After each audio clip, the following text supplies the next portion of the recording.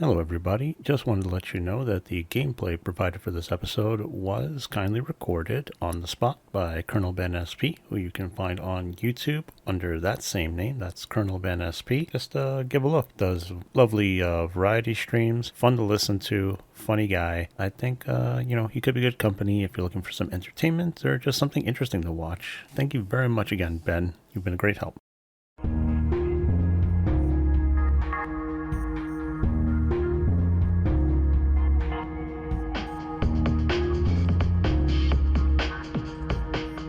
Hello, everybody. Welcome to the TFTuesday Podcast. I am K-Libra, and I am glad to bring you an episode today where we are going to be talking about video games as our patrons have demanded. And also, I'd like to let everybody know that I am accompanied here by my illustrious co-host.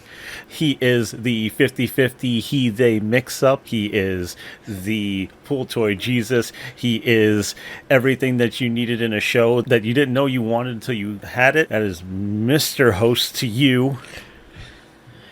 It is Zil. How are you doing, Zil?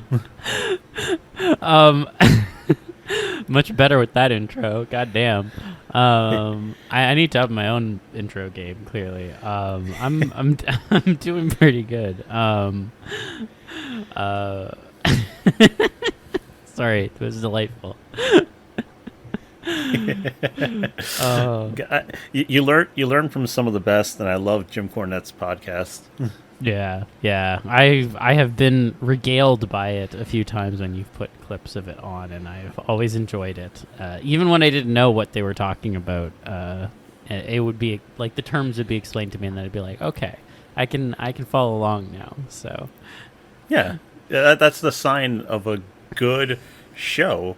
If you can be interested in the sole fact that they're talking, you got something good going on, which is what we hope to bring you, because we also like to think that if you're new to this and you don't really know what the fuck it is that we're on about, feel free to like and subscribe, and also just give us a chance to regale your ears with whatever we have on our minds or on our screens.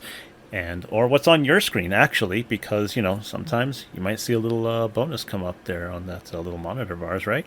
Dab, dab, dab. Yes. Yep. So, and then after that, if you really, really like our stuff, you can become a patron. Mm-hmm. And over there, we give you access to our exclusive server, and you can meet like-minded people. You can, discuss whatever's on your mind. Mostly, we like to be open and give people more of a chance, but give people more of a chance to actually, discuss whatever's on their mind. Mm-hmm. Otherwise, you got the basis. You like people turning into stuff or yourself turning into stuff. That's good. That's a good place to start. Know that you're not really all that weird, because I know I thought I was weird when it started, right? Yeah, I mean, I think we all did. If you started liking this immediately and you didn't think you were weird, I would like to talk to you, actually, because I would like to understand what loving space you were raised in that didn't have this trigger any alarm bells. Yeah, that's a good point, actually. If you're listening to this and you didn't think it was all that weird to be interested in transformation as a specific focus, kink focused or not, hit us up. We'd probably like to talk to you, because most of us feel weird, and as we keep bringing up, there's lots of shame. Yeah. But anyway, all that stuff aside, as I mentioned, we are going to be talking about video games as our patrons have voted on. They seem really interested in what could be discussed about them, and I figured that in order to keep things coherent, there's going to be 3 different things to discuss, and I wanted to get into first of all, what the fandom looks for in transformation for games. Second being our favorite experiences with transformation in games, and after that, what we think may be possible, because in what's it been about 40 years of solid from the 80s and on. Yeah. Actually, no, let's do the 30, because I think in the 90s when video games started to take off, right? That's kind of the beginning of video game history for a lot of people, I think. Wow, are you throwing Pong into the dustbin of history with fattest beats and the best graphics to ever exist in a video game? I'm going to be semi-serious and say that it's a bit of a stretch to kind of go into those games specifically because they were so primitive. Not to that's not even like a knock against them, but they were so primitive that you had to assert your imagination to things in order to get them to be what they are. Yeah. Read the material that came with them. In some cases, depending on the kind of system that you had, you even had to put like stencils and stuff on your screen against a solid color that would be on your television. Yeah, that's true. That shit required you to get invested in the setting that they put up, which you can't, not even like text on screen kind of thing, okay? Mm-hmm. So that's one of the reasons I kind of wanted to start in the 90s, because, that is when like video games became like a thing for lots of people to pay attention to, not just like, the closeted like nerd shit. And really started to blow up. Like, everybody knew who Sonic was, everybody knew who Mario was, therefore everybody knew what video games were. Mm-hmm. So yeah, and starting with the idea that transformation mechanics in games, I feel like when people bring up the topic, at least around me, it's kind of funny because it seems like people want transformation in games, like, oh, I want more transformation in games. Like, it really feels like there isn't enough. But the truth is that it's in so fucking many. Off the top of my head, combined with Zil's, who also included to fucking add on, like, how easy it is to find, like, heavy transformation themes and consequences and things like that you could extrapolate on and make big conversations about that lead back to the community. I'm about to read off the list of games that we were able to think of in a very short amount of time. Okay? And mind you, we're only going to be talking about a few of them, and maybe we'll come up with others as we're talking. But here we go. Resistance, Fall of Man, Mass Effect, Prey, Persona, Ratchet and Clank, Witcher 3, Fire Emblem, Dead Space, Beacon, Primal, Enter the Gungeon, Bayonetta, Breath of Fire, Shadow Hearts 2 Covenant, Shantae, Narita Boy, 20 Minutes Till Dawn, Binding of Isaac, Cassette Beast, Kaze and the Wild Masks, the Bloody Roar series, Solar Ash, Scourgebringer, They Bleed Pixels, Risk of Rain 2, Roa, the Dark Souls series, Bloodborne, Metroid Fusion, Ghosts and Goblins, Rad, Returnal, Mahjong, King of Demons, Wonder Boy and the Dragon's Trap, Monster Boy and the Cursed Kingdom, and Xenogears 3. That is a lot of games. And as an added meme, I will just add, we didn't put this on the list, but it came to my mind as we were going through this. Who can forget Balan Wonderland? Truly the most incredible video game of all time. Very much Balan Wonderworld. Why the fuck not Balan Wonderworld? Also, people will say, what about Altered Beast? Yes, but most people have heard of Altered Beast anyway. But sure, there it is. See? It is so fucking easy. And depending on your standard for what a transformation is, you can go even farther. Because Pizza Tower has transformations. Even though some of them are Peppino donning armor. Mm-hmm. And a sword, and not being able to move the same way because he's in heavy fucking armor and he's an awkward guy. But also he can be coated in cheese, so suddenly he's like a weird cheese monster kind of thing. Oh my God. But he just looks like he's covered in fucking cheese and can't move correctly, but he's almost kind of like a blob for seemingly no reason. And the only way to remove the transformation, by the way, is to find a fucking priest. Oh my God. Yeah. It's really, really fun. Fucking yeah, you can find so much of it. There's a lot. Yeah, and this is I'll also just actually add, I just came from this literally right before this recording. I was playing Spider-Man 2, which just came out on the PS5, which Insomniac, the GOAT of video game studios, in my opinion, for very biased reasons, but also just objectively correct. That game has a shit ton of TF in it, and I've just scratched the surface of it already. So, I mean, we've got AAA games coming out all the time with it in it. It's not as niche a thing as I think we say it is. Mm-hmm. And in games, it's kind of fucking essential because even with like the Super Mario games, Wonder, by the way, but even before Wonder, yeah, it is a thing to get a mushroom and turn really, really big. You Yeah, know? I mean that's a core mechanic of Super Mario has always been transformation. Like it's literally been baked into it since day one. And you can argue whatever you want, but the leaf gives you the fucking raccoon tail and ears, allows you to fly and allows you to float. If you get the Tanuki suit, you can turn into a stone statue. The frog suit lets you actually swim and move like a frog, completely alters how you play. You can't even walk the same. You have to hop like a frog. That's what the frog suit does too. Yeah, it's all there. I wonder when people mention that, I wonder if what they mean, I'm doing a bit of an assumption here, is I wish to have all video games have an American Werewolf in London style transformation scene in them. If that's the case, I'm sorry, my friend, that's not, the nature of animation is just not going to lend itself to that for like a lot of video games. But there's something to be said about all the games that you just read off of the very long and not even remotely comprehensive list. They all have elements in them that can be enjoyed.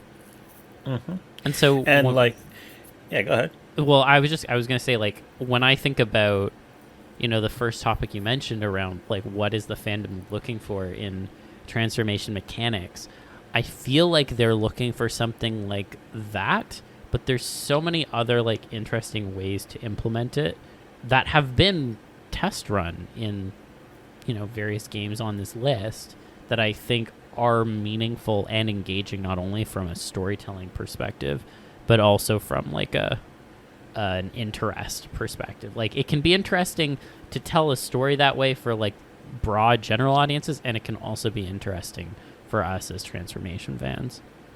Yeah. So I'd just like to say that when it comes to having this detailed transformation that I think people really want to see a lot of, a few games do that. Primal is actually a game that does that.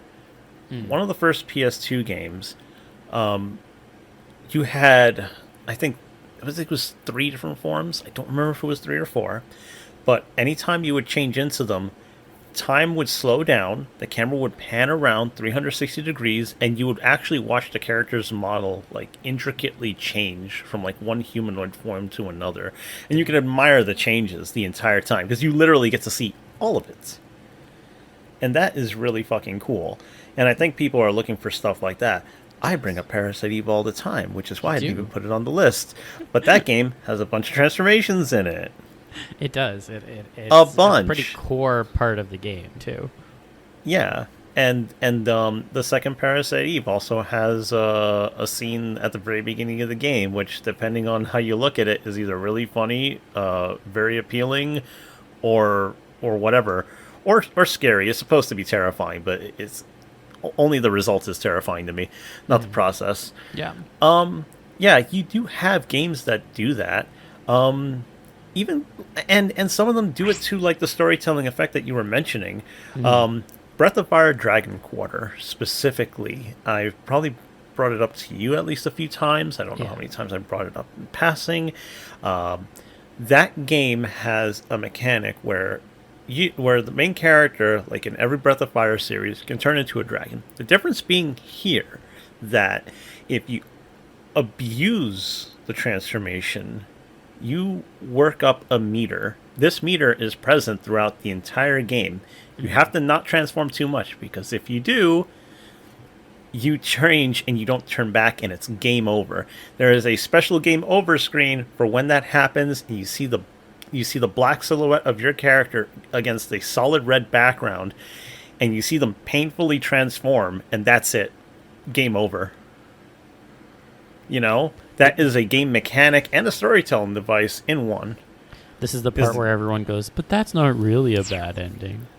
Yeah, shut the fuck up. But no, I take your point. It works from both elements, I think. Yeah.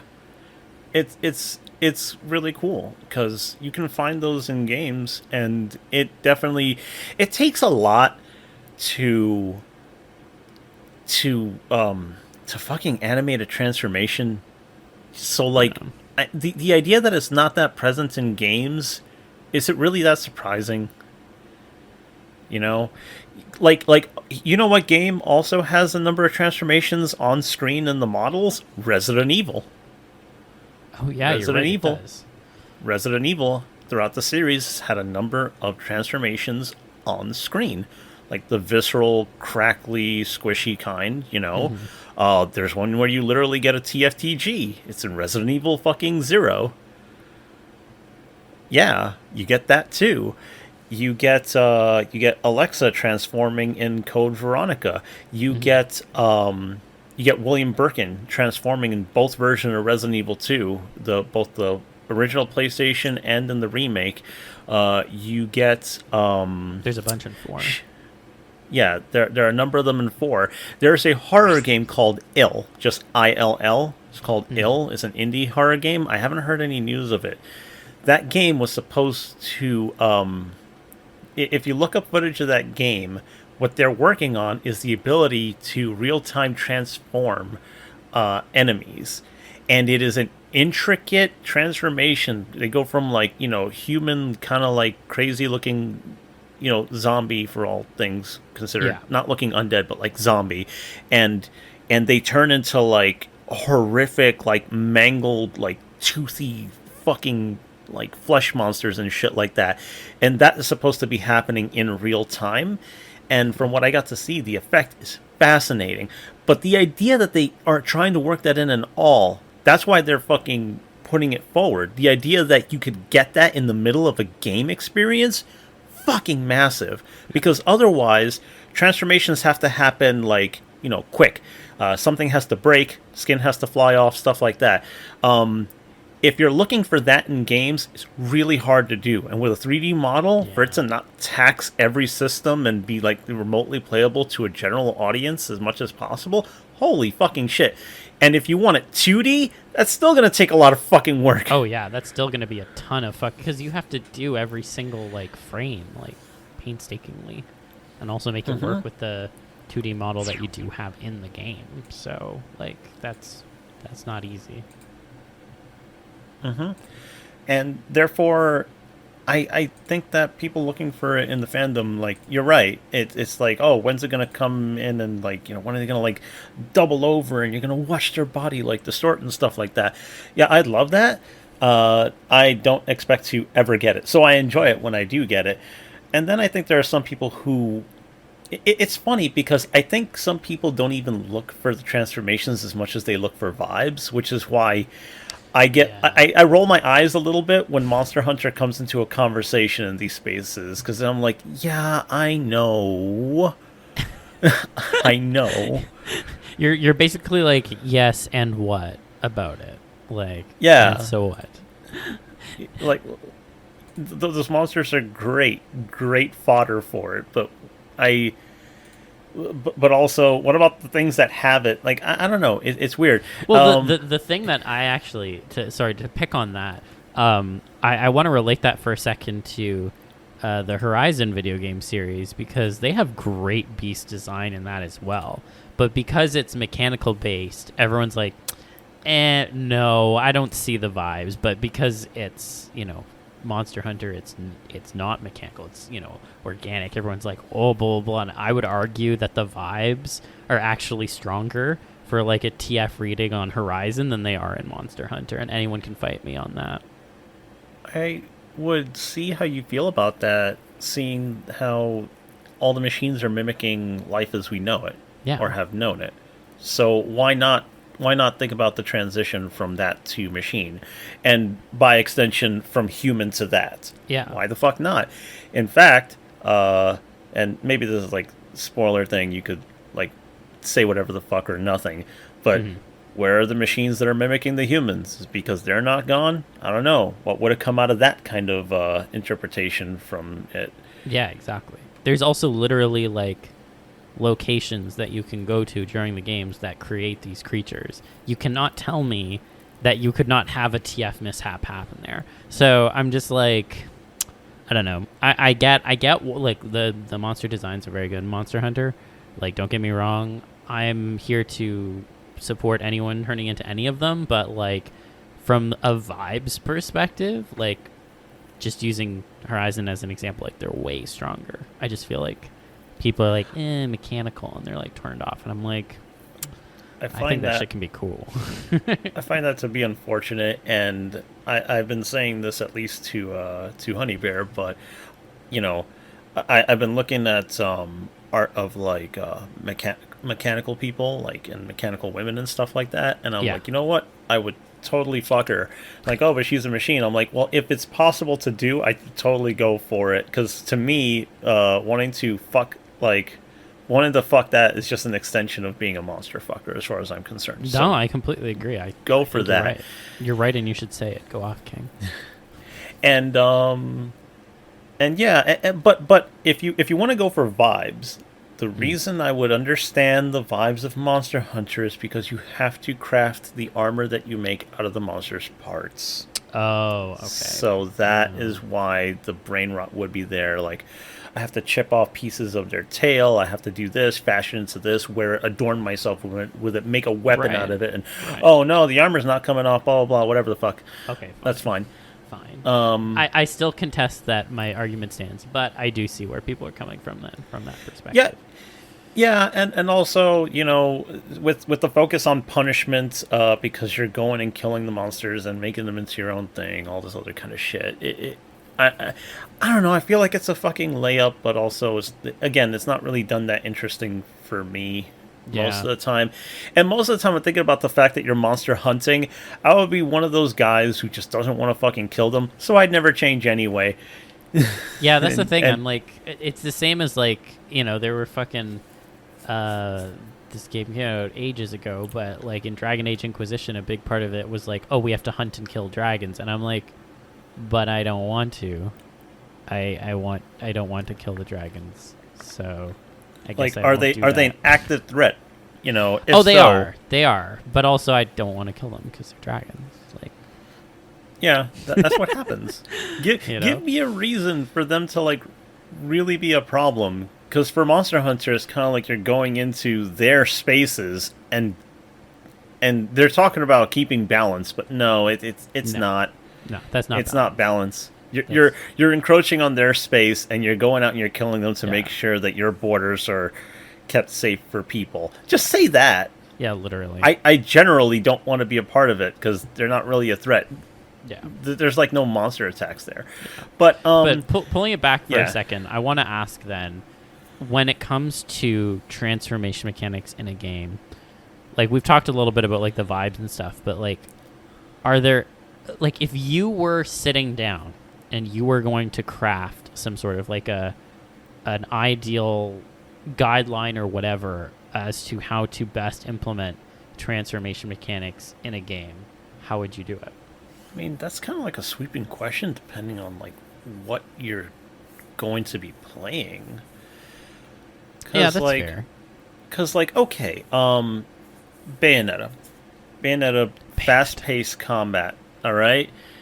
She turns into a panther, a swarm of bats, a giant snake, crow, and in Bayonetta 3, she has even more forms, and she has, like, humanoid forms, like, anything from, like, her butterfly monster girl form to an arachne, to a fucking, like, hulking beast with massive claws, where I'm just like, that's very attractive, thanks. Yes. And that is all implemented in, like, a very, like, quick way. In order to run very fast, she turns into a panther. In order to evade attacks last minute, she turns into a swarm of bats very quickly and then reforms as herself. To fly around, she turns into the crow. To swim around, she turns into the serpent. Right. All that stuff is like done very quickly, but it's cool to see because you're implementing that and keeping the pace.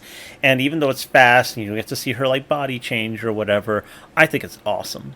Oh yeah, and it is awesome to see like all those things in the span of like just a few moments, where it's just like, were you all just those things in like just a few seconds? Like, yes. And these are all the things that come with being able to change into that. If doing it in an RPG is pretty fucking easy because you can pace the RPG however you want. Oh, that's why That's why Parasite Eve can get away with like more intricate transformation scenes and cut scenes and stuff like that. Why Breath of Fire could do it. Why like yeah, it's really different. Oh, in certain adventure games like Roa. Roa is like fucking indie as fuck. All right, made pretty much by like one person. Very difficult game, but I enjoyed it. And it's pretty much like Monster Girl, right? Monster Girl grows a fucking scorpion tail, and that's part of how she fights. But as you go on, you find more things that you can like tap into. So eventually, you can quickly grow wings in order to double jump. You can like attach things that instead of normally attacking, you'll like your arm will turn into a tentacle. All kinds of stuff. Let's see how I would implement it. There are like in fighting games, it could be like a nice dramatic thing depending on how you pace it as well. You could do like a super animation thing because super animations can turn like can be like how should I put it? I mean, they don't necessarily slow the match down as long as you have things going on in them.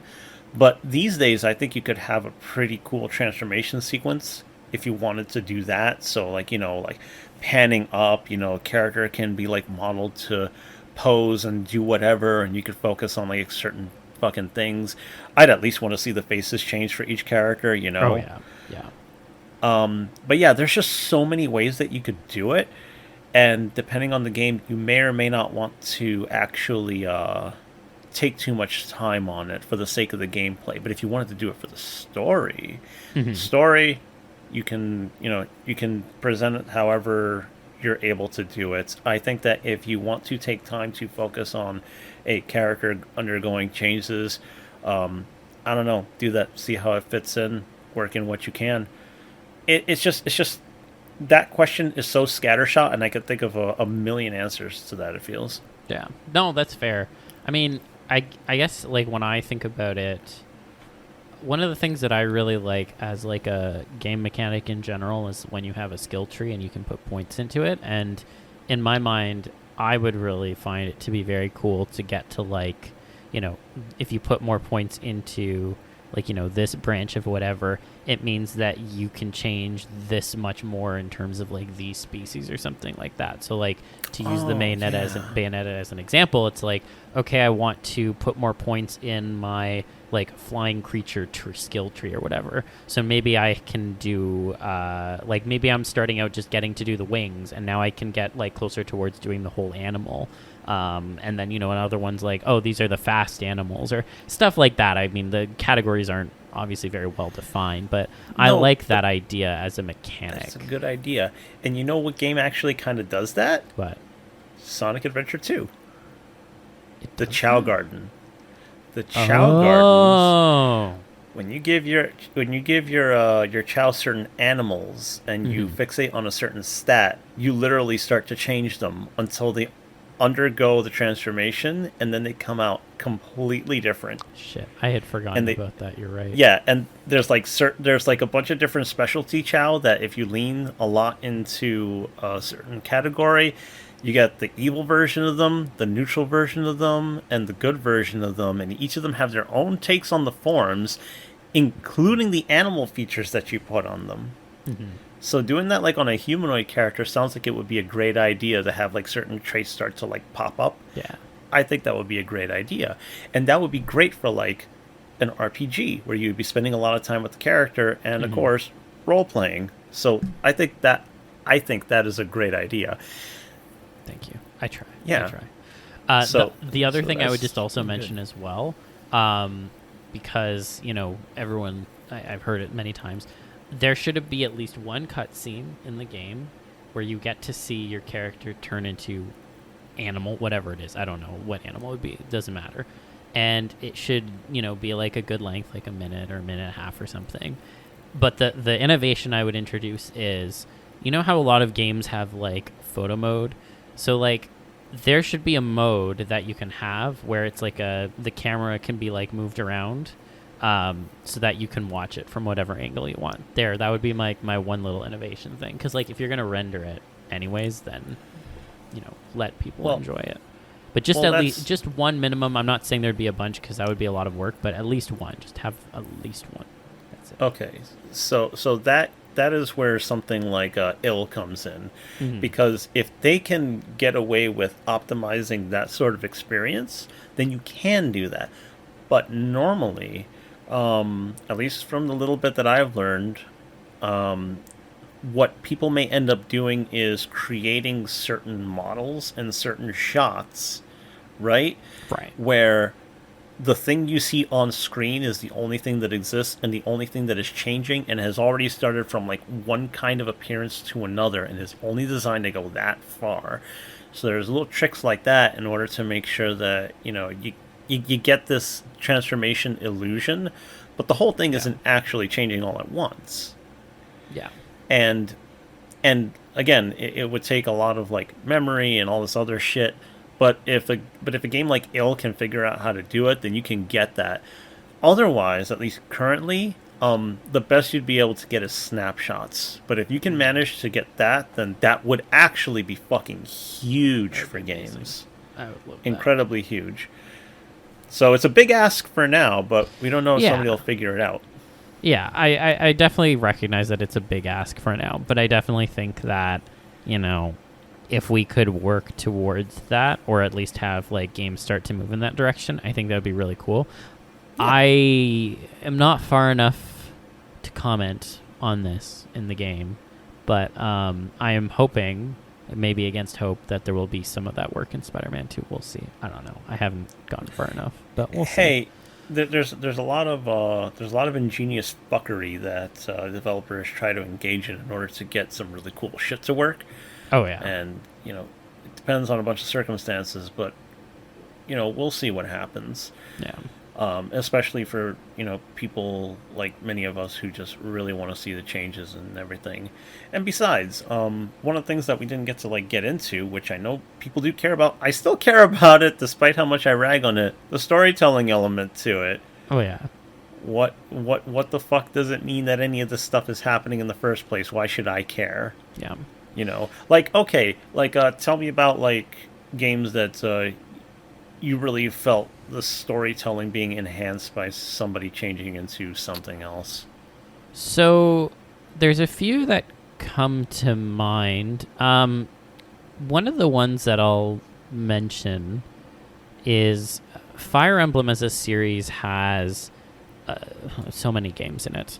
And I haven't played all of them, but the ones that I have played I've enjoyed. But the reason why I mention them is it's a pretty common trope to have beast characters in the games as their own unique class. And there's a few different kinds of beasts, but basically the idea is you have a character, a unit, whatever you want to call it, who, outside of, most gameplay / cutscenes, they are just like a person, but they can change into their beast form if they have the appropriate item to trigger it, and then they have a completely different set of stats and completely different attack style and stuff.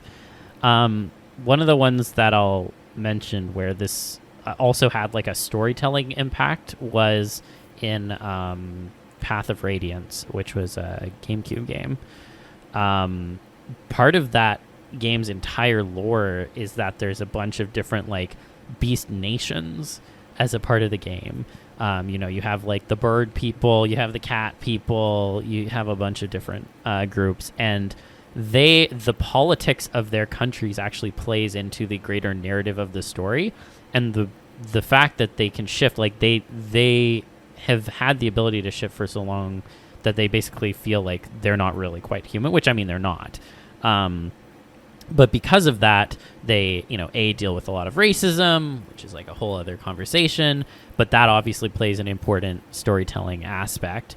And then on the other hand, the fact that they can change also means that they are genuinely sometimes can be quite scary and potentially dangerous. So, it actually fed into both the story as a whole and also just the political backdrop to the story really well. And I don't really think that people, when they think about transformation, go, oh yeah, that thing that's in Fire Emblem. because that's not really what people think about when they think about Fire Emblem. But like, using that game as an example, like, it can be pretty impactful outside of just, oh cool, I got to see my character turn into something. And then, in some of the other games in the series, it's less impactful to the story, I guess, but it's basically a fairly core mechanic to almost every single one of them. And I think that that's something that goes unnoticed a lot of the time because reasons, I don't know. It might be because Fire Emblem fans suck shit, but I can only guess as to why it doesn't come up more often. So I think the games have taken like a really fucking weird direction. That's why I can't get into them anymore. I remember the first Fire Emblem game I played, the one on fucking Game Boy Advance that got released in North America, which I believe is the 7th one in the series. Yes, I think it is. Yeah, I really, really liked it. And in that game, the idea of seeing a dragon was like terrifying. That was not a normal thing. There was magic in the world, and magic and Pegasi and shit like that. But it wasn't like a super like floating cities in the sky type of shit, and like little fairies running around. It wasn't like that kind of like heavy magic thing. Yeah. So when dragons finally appear, you're like, holy fucking shit! It's literally final boss stuff. Yeah. And then to find out that a couple of your companions also are dragons, you're like, oh, this changes so much. I didn't know what you were. I didn't know what your stakes in this were. And how do we come to terms with the fact that, you are considered a threat? But I don't really... But like I think there are heavy transformation themes in Fire Emblem still. I remember watching a video recently where they brought up like, oh, there was this chick also turns into a dragon, and this other one who like, and this like kind of weapon that unless you're born with a certain thing, you transform into a monster, and like that's it for you. Yeah, yeah. The main character in Fire Emblem Fates is canonically like a dragon shifter, like. You get Corrin, to be a dragon. Yeah, Corrin is a dragon. Like, it's a very interesting looking dragon, but it's still a dragon. Yeah. So it's all over the place. Absolutely all over the place. And I think that's really good for the storytelling.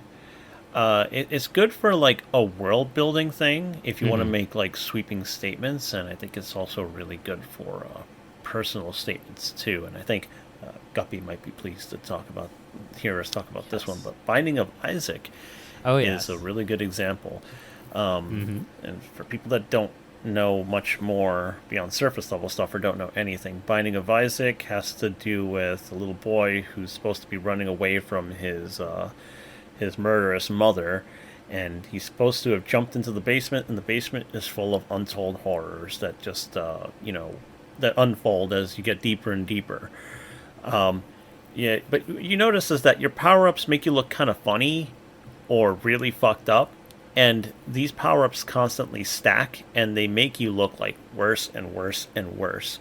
There's barely anything that ever makes you look good, as in not like a monster. And I don't mean like fun type of monster. I mean like you're like hideous or deformed, or something terrible happens to you, or you're scratched up.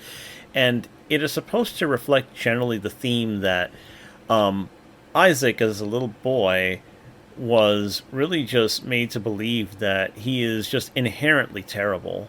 And each time you pick up something to make yourself stronger, you become more of that abhorrent monster. Yeah. And that's really great for the gameplay, and it's really great visually, and it leans really heavily into, like, are these the way that you see yourself? Is this what this kind of upbringing makes you see yourself as? And that shit is really, really powerful if you want to look at it that way. There's people who look into the story of that game, there's like a bunch of things to figure out, and it's a really sad and fucked up story. Yeah. It's fucking depressing. Extremely depressing. And with the final updates for the game, the ending was given like a potentially like hopeful interpretation. Like it's pretty deliberately hopeful, which is kind of surprising because the game's made by that developer, Ed McMillan. He usually doesn't make like terribly like simply like happy endings for shit. Yeah. They're either like very bittersweet or like very heavy and stuff like that, or just fucking depressing. But for Isaac, he left a very interesting ending where you're just like, huh, maybe things did work out somehow. But that aside, on the way to that, Isaac is dealing with everything. Yeah. Everything, religious trauma, possible gender dysphoria, just fucking self-loathing, like, body images like that go beyond like gender expression and shit like that. Yeah. Everything.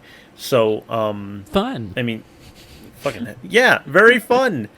And also, I really did enjoy the game for a long time. There's nothing quite like it.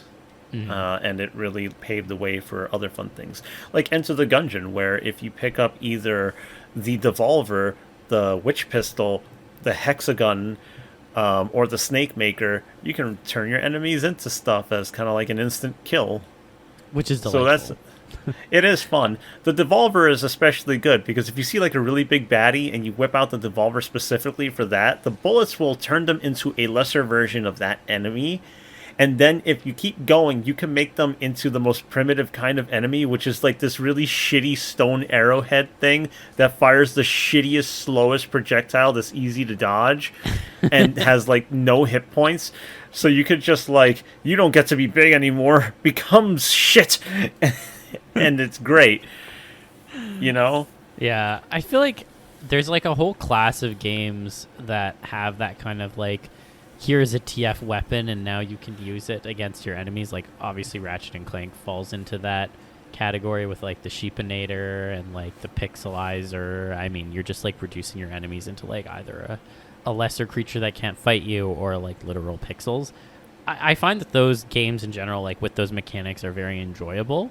I just wish they were a bit more like the Devolver in the sense of like it's usually like a poof, basically. And like there's nothing wrong with that.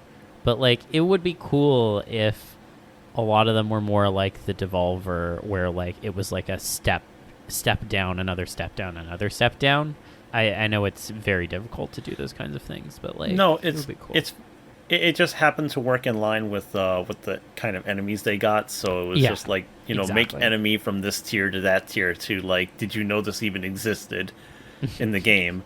Because for a long time I didn't even know what that entry was, and I'm like, oh, you only get it if you use this gun. And then I finally did it, and I was like, oh, that's hilarious. That's wonderful. And in terms of storytelling perspective, huge component of transformation that is literally part of the story, cassette beasts. Yes. Everyone go buy Cassette Beasts. This has been your, I don't know how many times reminder. Go fucking buy Cassette Beasts. Anyways, continue. Yeah. It's Pokemon for people who don't want to be stuck playing as children and want better stakes than will you become friends with your rival faster or slower? Truly riveting. Man, Pokemon stakes. went downhill with that. I don't know. The ending to Violet and Scarlet was pretty actually meaningful for like the first time in ages. Again, it was like, why did it take all this time to get to the good stuff? Yeah, I agree that I pretty much like how the endings to those games went. Yeah. They were shockingly good. Yeah. But Cassette Beast is good the entire way through. Yes. If you want that good old Pokemon vibe, it's got like a fucking difficulty slider. It has really good designs, and very good designs. Unlike the Virgin Pokemon Trainer, the Chad Cassette Beast Ranger turns into the monsters. Okay. Yeah. They turn into the monsters. If you're not in monster form by the time your next turn comes up, you take the damage. Yeah. You get taken down, and then you can't fight anymore because there's no way to heal the people in the fight. Actual risks being taken here, people. Literally. None of this. You get taken back to the Pokemon Center. Your body gets fucking dragged back to the clinic at the beginning of the game, and they're just like, "Can you be more careful next time, please?" Yeah, pretty much. But yeah, and Cassette Beast is really cool because you go to this new place, you don't know how you got there, nobody knows how they got there, they had to build like fucking new places to live, new society, people are like wondering what the fuck is the mystery of this weird world, everybody recognizes that the monsters are weird, and people don't understand why cassettes and cassette players can turn you into them, and you can record the forms of new monsters onto tapes and turn into them as well. You could swap these tapes and change forms, like, if a person didn't have a form before. It's so good. And very good. And Zil, I am gonna get you on this train at least somehow to respect it. Merging and transforming. You do that in the game and in the story, because you can build relationships with other characters.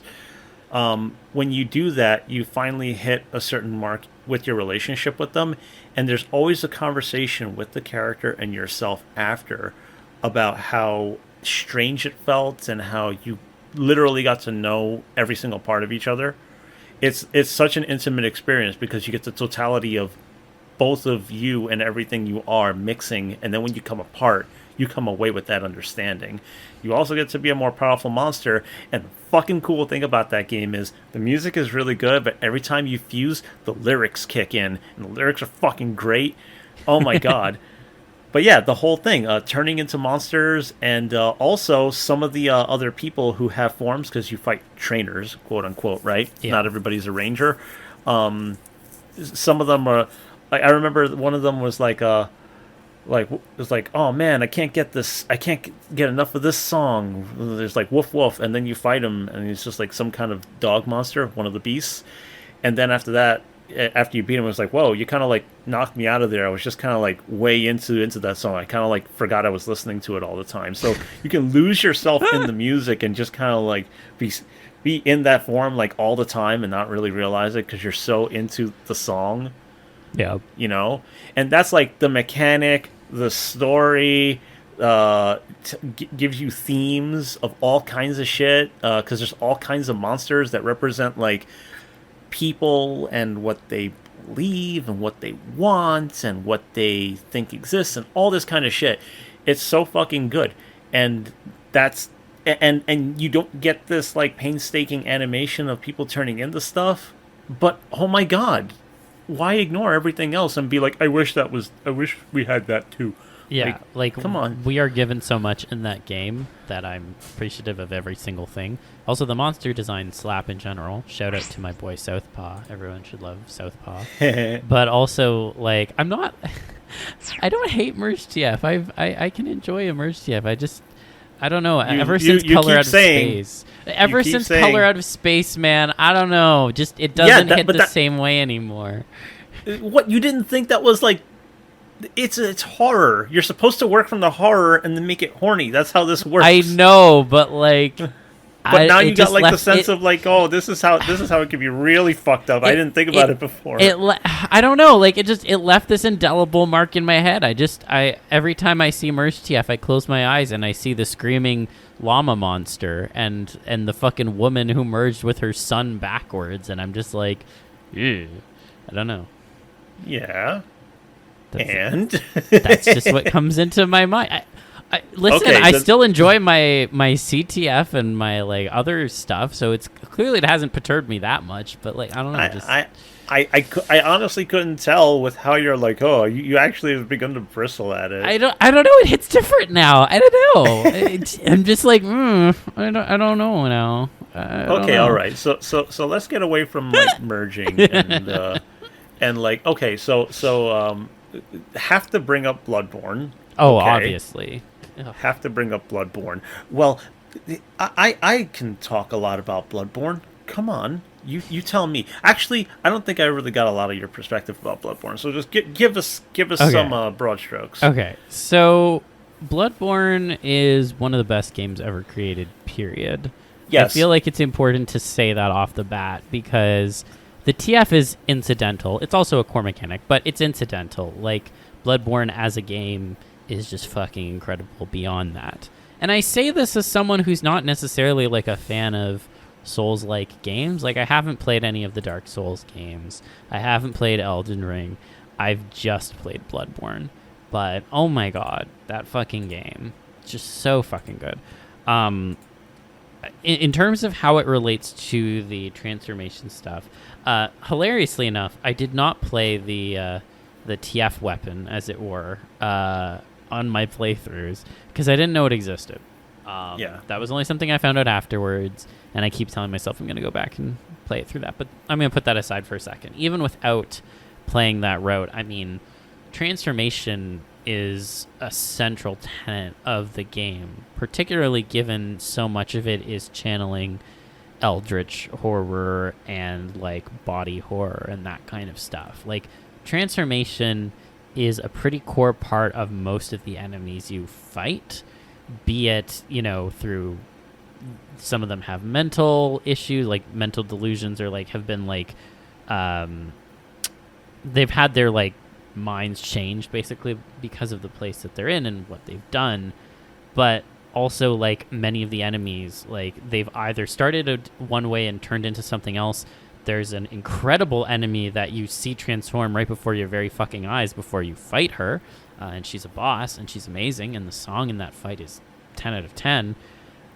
But more than anything, I think one of the best parts of Bloodborne is the vibes that we were kind of talking about. And there's these obviously very overarching, very like oppressive themes of like gothic horror and cosmic horror and all of that good stuff. But the idea that you could be changed in this game, I feel like it never is that far out of like earshot.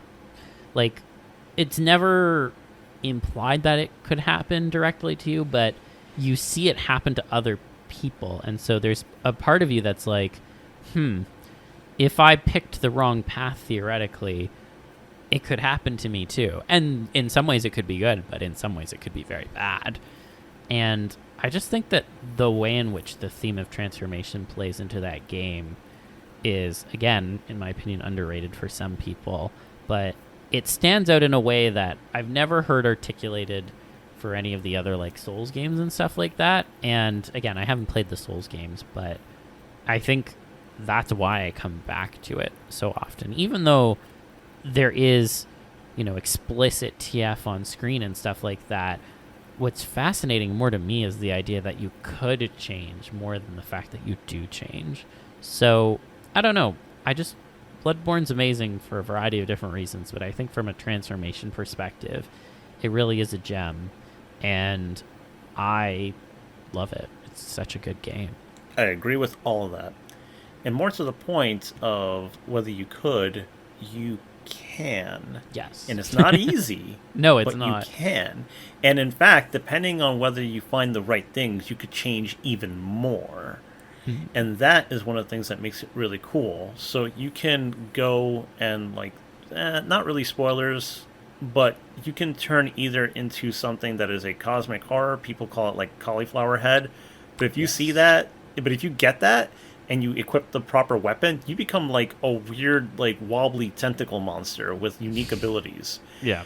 And the weapon that Zil mentioned earlier, the Beast Claw, when you pair it with the rune that gives you the actual, like, beast form, you can fight like an actual monster, and it's fucking cool. Yeah. And even without all of that, there is a stat called Beasthood, I think. But you can raise that stat, and that stat can be raised, and it's a risk reward. The higher the stats, the more damage you do, but the more damage you'll take.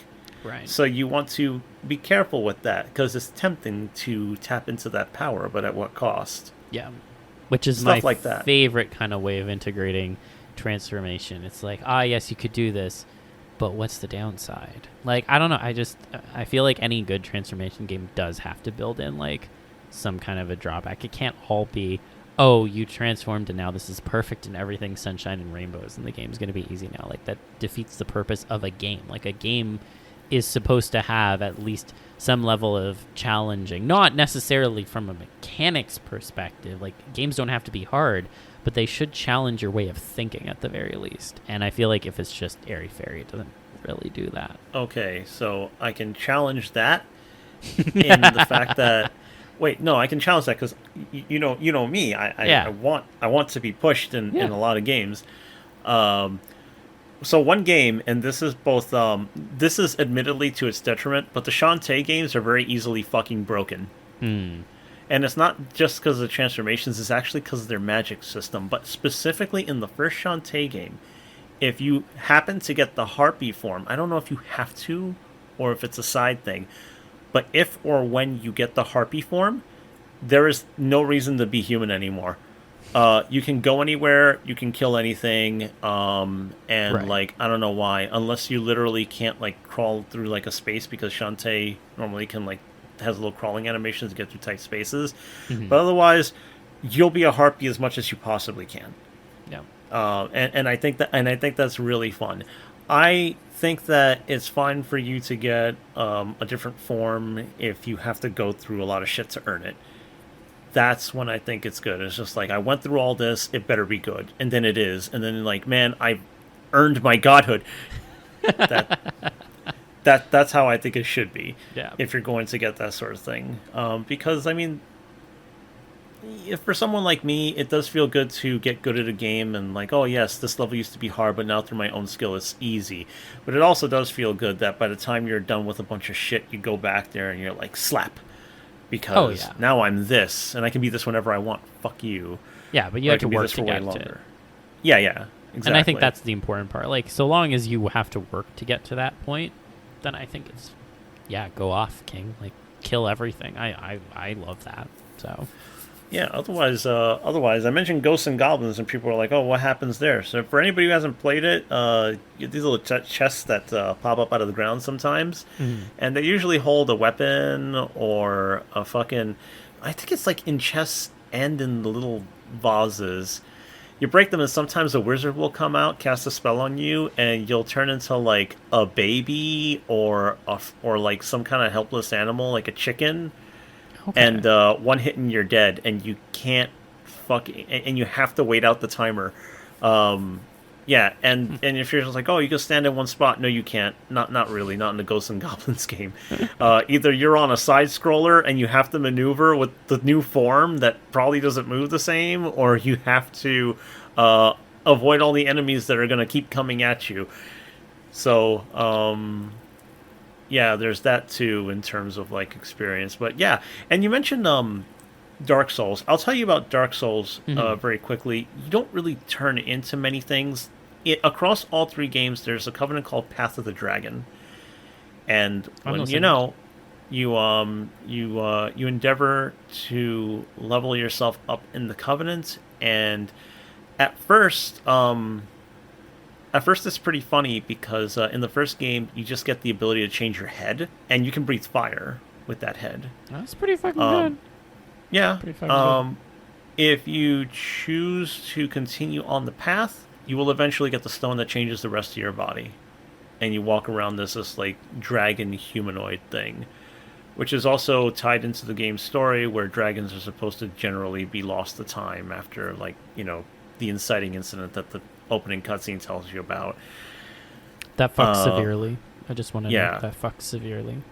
Generally speaking, people like the one in the first game more than the third game. Right. And I'll say I think the second one's is a fucking waste because it just looks like you're wearing dragon-themed armor. I don't know what the fuck they were thinking. It's really disappointing. The third game, you get a dragonoid form, but the dragonoid form looks like really creepy and unsettlingly like desiccated. Oh. And people don't like that, but I like it because it goes into the themes of like the world is dying sort of thing, and what dragons were is even farther back, and all this other stuff. So, and I still think it looks cool. If you want it to look pretty as like a dragon humanoid, then I think you're missing the point of the Dark Souls games. Okay, that is a fair point. I mean, it obviously aligns with the theme, so I can respect it from that perspective. Obviously, aesthetically, I would want to be a pretty dragon boy, but like I can accept that as a reasoning. So, or you can go through a Risk of Rain 2, where there are these artifacts that give you these like risk reward benefits. There are 4 specific artifacts that will replace a move with another one. And if you happen to get all of them and replace all your moves, you literally become another character called the Heretic. And the Heretic is fucked up because it's constantly losing health instead of regenerating it. So it has negative regeneration, And there's like only one way that I know of in order to stop that, and it changes how you play the game entirely. And I think it gives you a whole new ending too. Oh shit! It's Wait, there's an ending to the Risk of Rain game? I thought it was like kind of an endless you fight and then you die. You can choose to constantly lap and keep playing, but you can always just choose to fight the final boss on whatever path you're on. Okay, I didn't know that. And actually get a conclusion. There's like several endings. There's one for each character. Fight the regular final boss. There's like an alternate one where you obliterate yourself and you don't know what happens to the character because you don't know what happens, and it's really existentially fucked, that game. I mean, I love existentially fucked games. I play the shit out of Returnal. So I can show you some Risk of Rain sometimes. Yeah, but yeah, you can change yourself in that way. There's just so much to go through, and that's like mechanics, and we can all like enjoy the mechanics and stuff like that. But I think we also have like the ones that we like favor the most. Like, what are your favorite ones so far? Like, and I don't necessarily mean like what you get to see, but like just the things that stick with you the most. What are your favorite like transformation experiences in games so far? So this is tough. So this one, I have two I want to mention that I haven't mentioned so far. One of them, it wasn't like my favorite game ever, but it was one of my favorite ways to use transformation in a game. And that was in a game called Prey. Prey came out in 2017. It's by Arcane Studios. It's kind of a spiritual successor to System Shock. And the game itself, it's built around kind of an alternate history to the world, like basically what would have happened if the Soviets actually managed to get to the moon and also Kennedy didn't die, which is a very interesting thought experiment to like start off. But one of the really cool things about the game is you fight these kind of alien enemies that can mimic any sort of object or thing that they have encountered before. And there's a skill tree that you can use as a character where you can actually acquire that mimicry ability for yourself. And so it becomes a point where you can basically turn yourself into anything, including, like, for example, like an automatic turret, for example, and you can have the same ability to fire unlimited bullets that the enemy turrets in the game have. And the fact that the kind of possibilities were almost endless in terms of what you could turn into, all you really had to have done is have encountered it before. To me, that was such an interesting and innovative mechanic to integrate into the game. And to be clear, you could not get the skill in, so you would miss the entire thing in the game. But in terms of how it was integrated, I found it conceptually fascinating. And I wish that more people had given it kind of its flowers for that alone. It was like, it did do well at the time when it came out, but I actually only played it like 3 years after it came out, and I hadn't heard about it before I picked up the game. I didn't even know it had TF in it to it. So, you know, it's a really good game, and the way in which transformation is integrated to it is really good. The other game I want to mention is Returnal, and I recognize that the kind of discussion around transformation is a little bit more abstract with this one, but bear with me. In terms of, and I don't want to spoil the story, but in terms of the main character that you play, she acquires a variety of different abilities throughout the course of the game that really come about of kind of transforming herself in the abstract sense. Like she gains new abilities by integrating alien technology into her suit, and that changes the way in which she can interact with the world around her. And I would count that as a transformation, but there's also, in particular, there's a mode that you can play in the game where it's basically an endless tower climb, the Tower of Sisyphus, as she calls it. And as you ascend the tower, Celine changes both visibly and like mentally. Like she starts to like lose her grasp a little bit on reality, but also the further she ascends, the more her suit actually changes. And this is very visible as you're playing. Like, she gets more and more of this stuff that's like caked onto her that makes her appear different. She starts to blend into the scenery around her more, and she starts to appear less out of place against the backdrop of all the alien monsters that she's facing.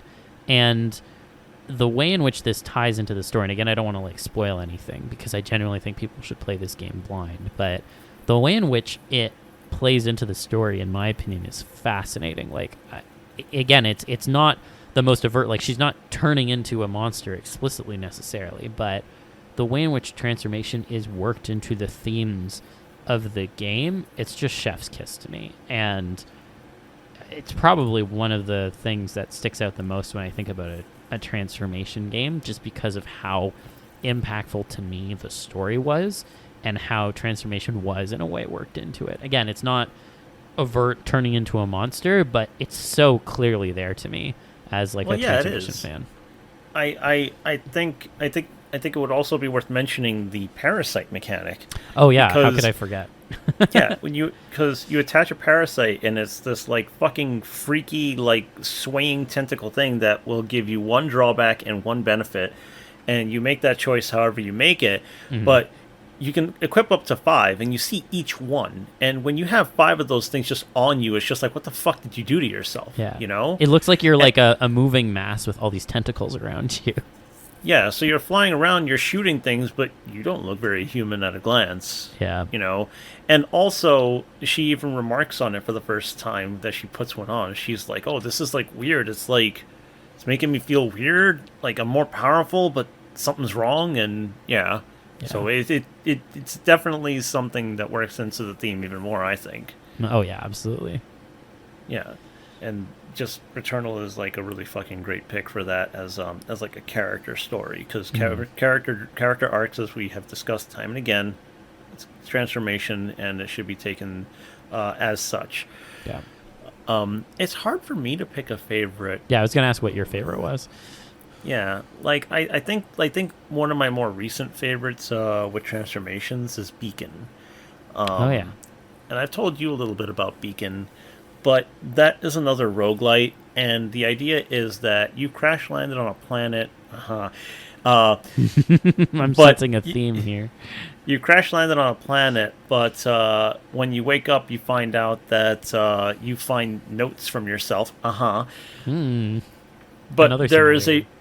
but this is very different in terms of themes, because you are a clone being manufactured by a machine that's left behind from your ship. So clones of you are constantly trying to get out. Mm-hmm. In order to deal with this alien planet and these enemies and everything, you're finding DNA. And each time you die, it gets integrated into the cloning system and causes mutations, which are beneficial depending on your perspective. Because some of them will change what you can do, what you cannot do, gives you, and all that other stuff. It'll rebalance your stats too, not just how you play.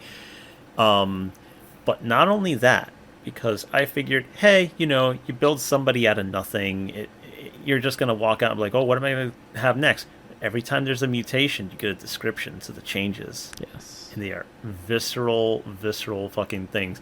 This game doesn't make it sound pleasant or fun. Oh, absolutely which is not. what makes it fun for me. And I can still derive like something from it, but like I'll read a few examples, like from this one, gas bladder mutation. Your feet bubble and boil as pockets of gas form beneath your skin. These new cavities inflate even larger, filled to bursting with a buoyant substance that leaves you unsteady on your feet. You find your steps, painful though they are, have become almost lighter than air, and jumping has turned into a kind of floating swoop. See stuff like that. Yeah. Let's see. What's another one? The Kylo Padre morph.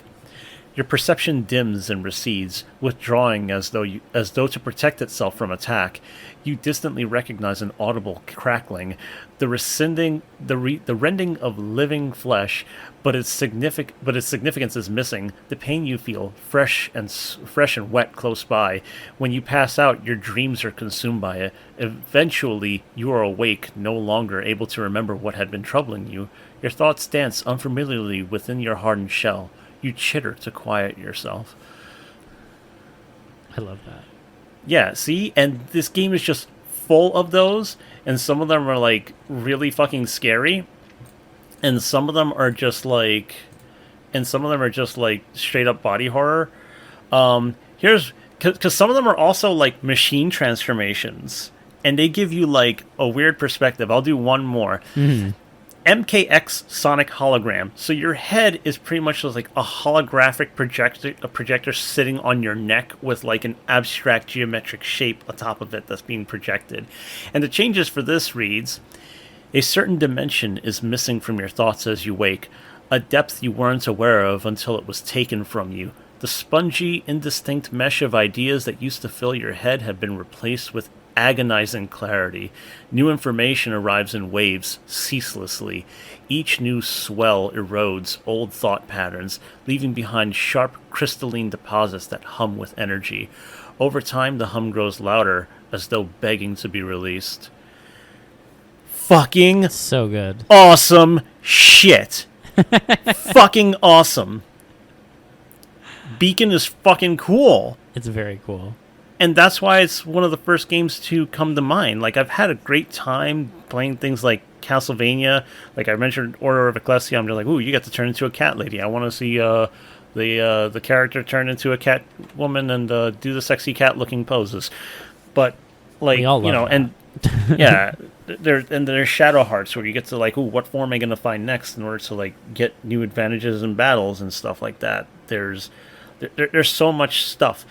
But Beacon really comes to mind as like a favorite experience with it, because every time I got a new mutation and I read the description of not just how it must feel to experience the change, but also the way it makes you feel, the way it actually alters your perception, I don't really get that often. Yeah. I really fucking don't. I don't think a lot of games even have the room to do it like that, and a game like that does, which is why when we address the concern of like mechanics and what we're looking for in a game, it's hard to fit everything that you would possibly want into it.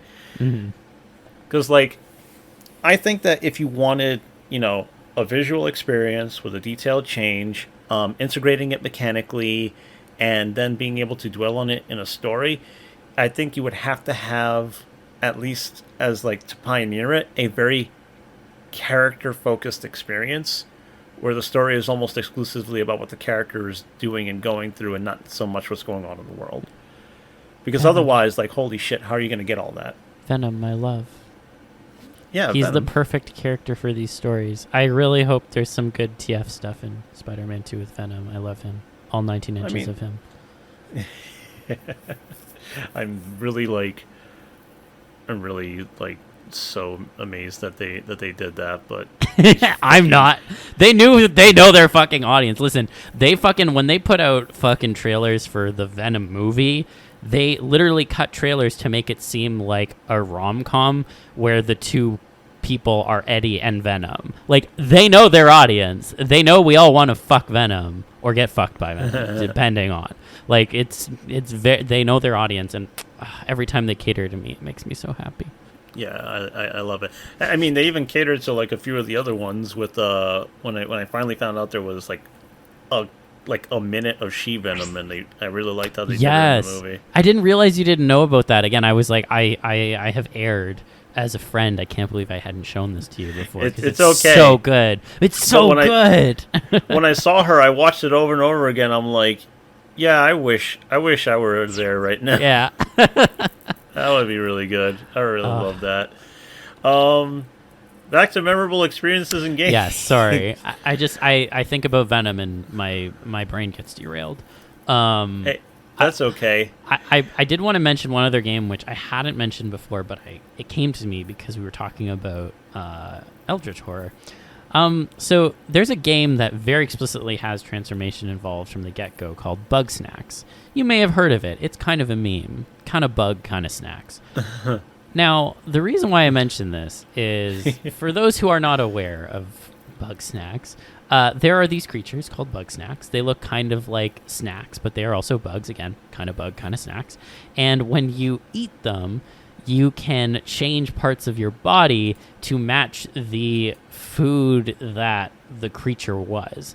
So, for example, if you consume a strabby, which is like a strawberry bug, you could have a strawberry head or strawberry arms or stuff like that. It's very silly, and the art is very cute and blah, blah, blah. I don't want to spoil too much, but it gets very eldritch horror-y by the end of the game. And you're not really expecting it, and it is so good. And it touches on both the mental aspect and the physical aspect. So I mention this because, it was very unexpected to me, but also it's an example of like how you can do these kinds of themes in like a different tone. Like the game comes across in a very playful way for most of it, and you're kind of sitting there like, this is kind of fucked up. Why is nobody acknowledging this is fucked up? And then really the game is saying is like, don't worry, we'll get there. You have to hold on a little bit. We'll get there. And also it birthed the best creature ever created, Bunger. Bunger is a king. He is love. He is life. I love Bunger with all my soul. So, have to mention Bug Snacks. Okay. Now I want to play Bug Snacks just to know what the fuck you're getting at. I want you to play Bug Snacks. I have it on my PS5 with the CD. Okay. I will get you to play Bug Snacks, my friend. Also thinking of that Bug Snacks metal cover. Oh yeah, exactly. Also, God, again, that's all I can think of. I will also mention this game's mechanics are basically based off of Pokemon Snap. Okay, an eldritch horror game based around the mechanics from Pokemon Snap. That's an accomplishment in my opinion. So, just saying. All right. So let me see. So like, what's another favorite? I'm trying to like. All right, so it's easier to think of more recent games, even though I finished Beacon longer ago. But yeah. I think Scourgebringer counts because it. Scourgebringer has to do with, there's a thing that is called the Scourgebringer, but it's just a name given to something like, it's like a giant monolith that appeared from the sky and started just destroying everything and drove humanity underground, and it just kind of remains as a fact of life for however long.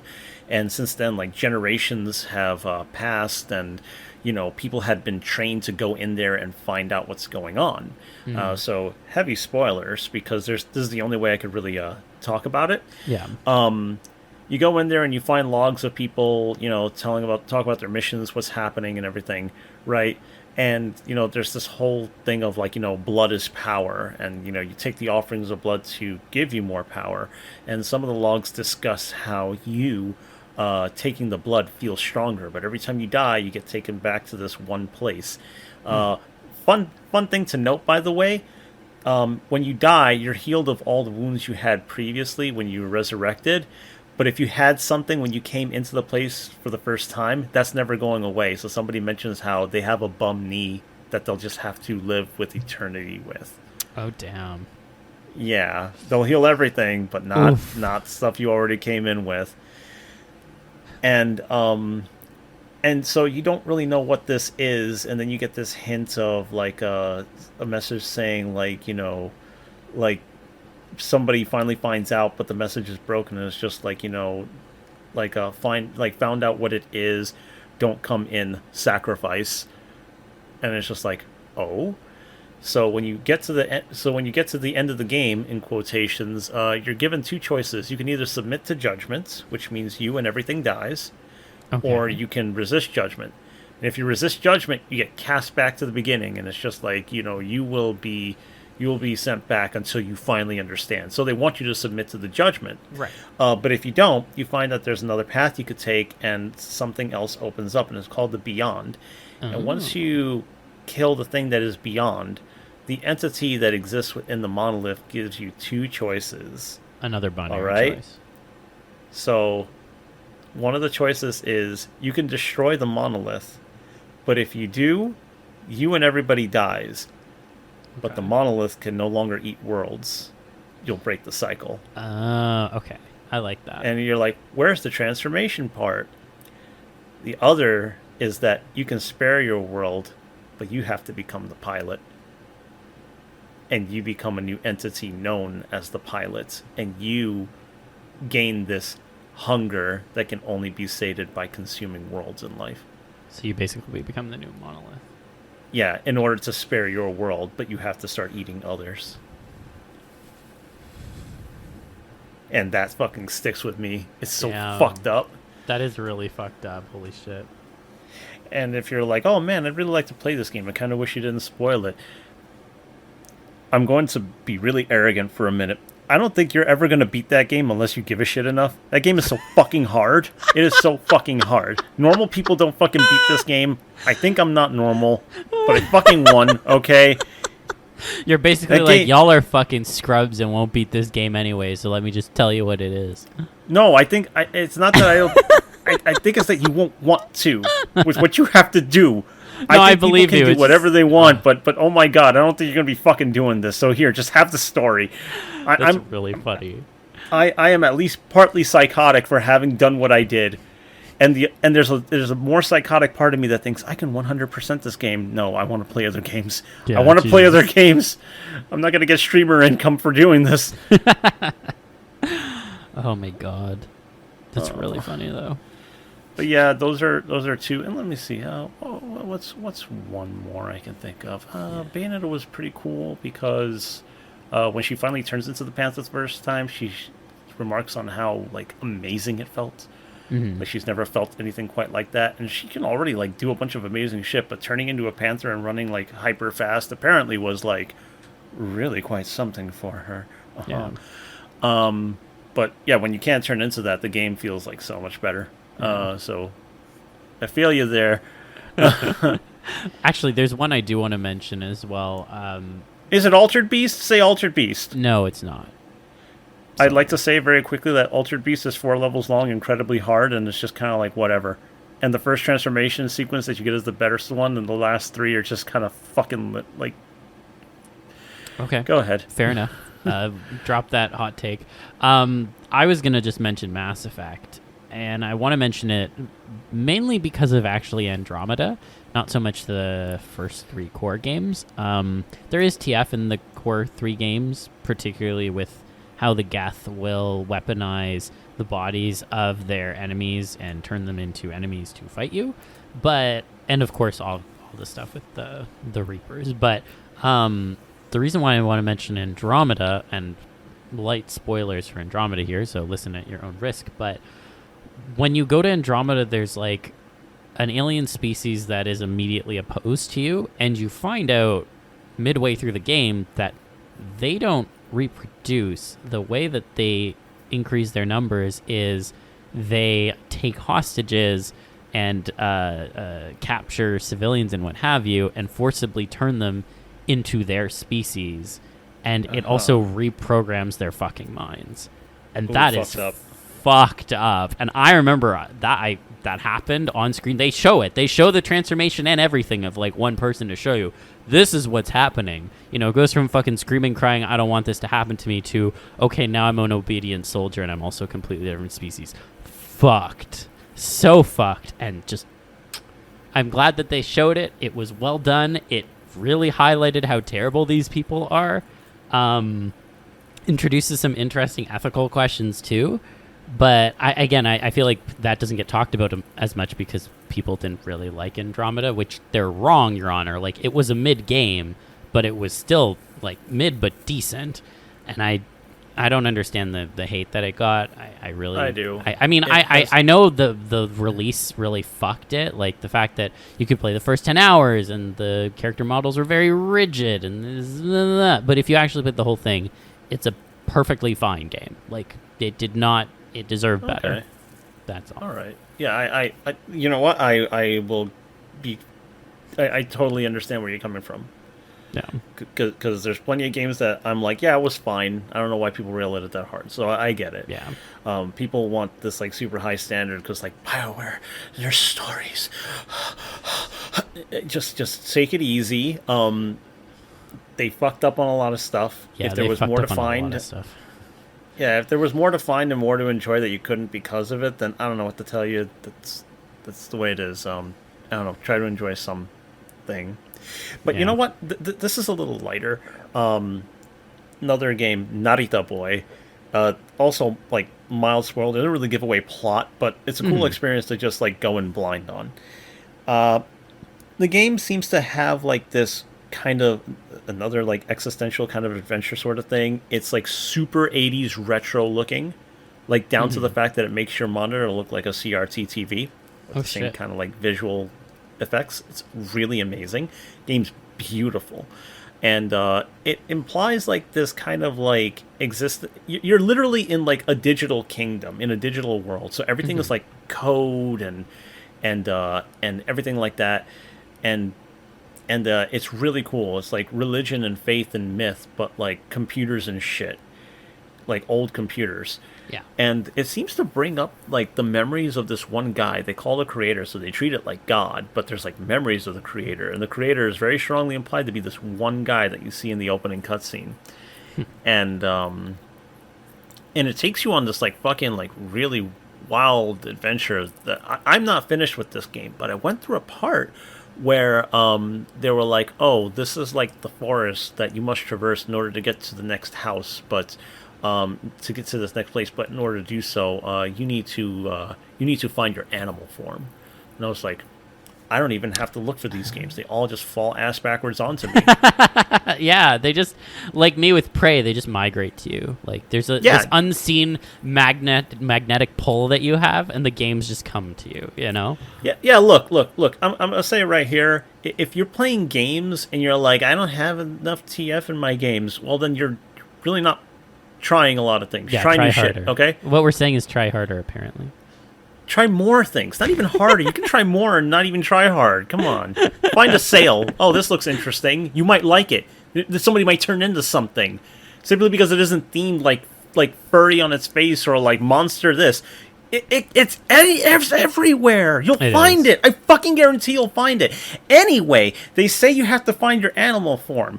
And it's cool because up until then you see like these weird fucking like animals, but like they're like machines and digital code and like and glowing grid patterns and shit. You beat the boss in order to get it, and you turn into a stag, and it's just like, so this is the animal that you are. And you know what the thing is?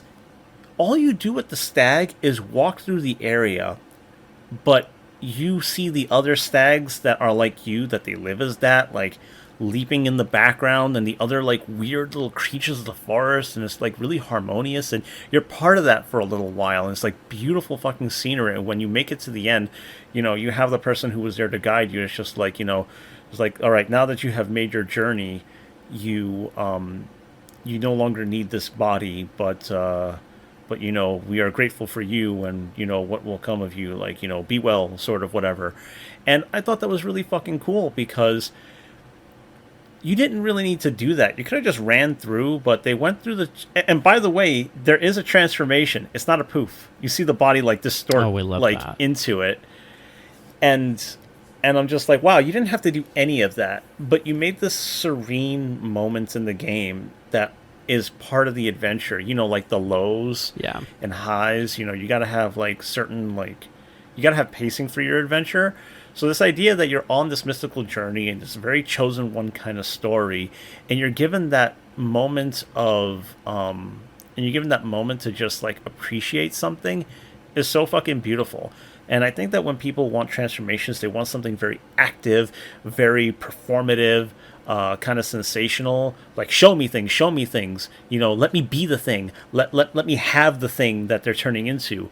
But instead, you're just like, here, be an animal for a little while and just kind of walk, and you'll get there. Which I think plenty of people are looking for, but I think when they're playing the game, I don't think they can fully appreciate that when it might happen. They might think, oh, I wish I could jump around and fight as a stag, but that's not the point of that.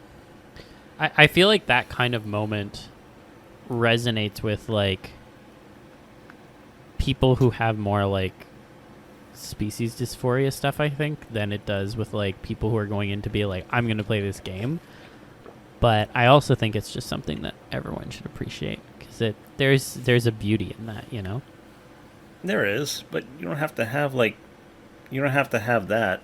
I'm not saying you do. I'm just saying I imagine people with that would enjoy it a bit more, probably. Probably, but then there would also be the complaints of, I wish I could do it more, or I hope I get like hoping to do it again is fine, but there's always like the want for more and more and more. It's like, yeah, lots of things in life are fleeting, including us. Like, really let that live with you. Like, that's the point of that experience, right? It's not to repeat it ad nauseum. It's to like be like, wow, what a thing to have experienced that I didn't expect. Something that didn't need to be there, especially when it's art, because all of this is art. When somebody goes through the trouble and time to do it, like, see what's there, like, really, you know, do your best for that. If you're disappointed, fine, but that's kind of why I rail against people who prescriptively say things like, I hate poof TF, or I hate like really just a lot of kinds. Yeah, just come on, like, understand like where you're coming from with that. And I think I could keep finding like even more like really favorable like transformation experiences, but like honorable mentions would be kind of like Primal, because Primal was fun even though it was janky as fuck and hard to play. Being able to just like switch all the time and just watch her change over and over again was really cool. Yeah. Also, if you jump into the water, you're forced to change into the water form. Yeah. Also, shout out to Persona, which I guess I'm thinking specifically of Persona 5. You don't really have like a human to animal transformation, but a transformation is very much like in store for almost all of the characters, and it's very dramatic and very edgy, and I love it. So just want to shout that out there.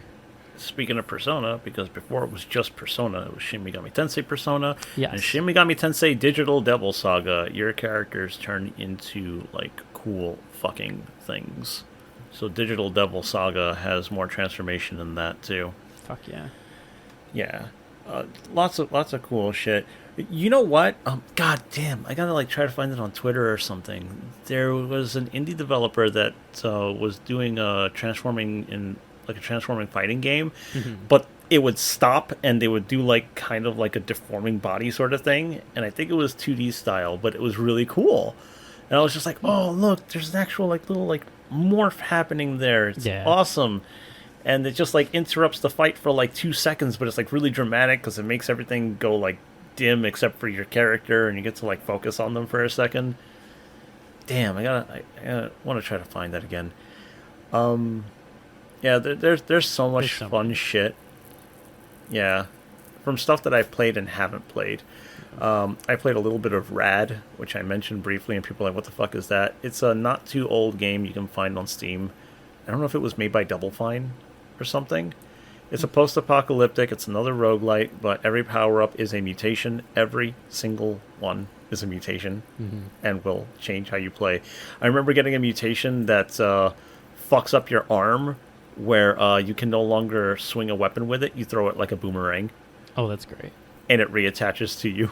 That's delightful. Yeah. And they just acknowledge, like, yep, embrace that old toxic radioactive shit and go out there and be weird and save us all, kid. Oh, man.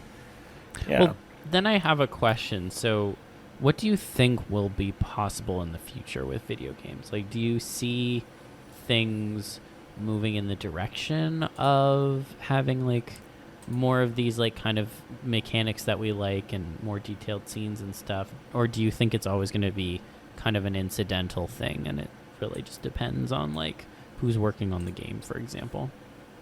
I think it's going to depend on it's about having the people with the right ideas, the skills, and the money and all those things have to somehow meet. Right. Now, the good news is that when somebody figures something out, other people learn how to do it, and then it can become it can be something you repeat. So, say like ill takes off, and they find out how to do live action transformations, during gameplay that are actually quite detailed and just kind of add to the experience of watching someone turn into a monster. They figure that out. Other people can do that. And imagine, if you're not going for a very realistic look, imagine what stylized transformations like that can look like. Right. That could possibly be less visually taxing, but because realism takes more to express in a lot of ways. But if you stylize something, because now we can have like fucking anime, 3D anime as a fucking video game, imagine seeing stuff like that. Somebody like really turning into something.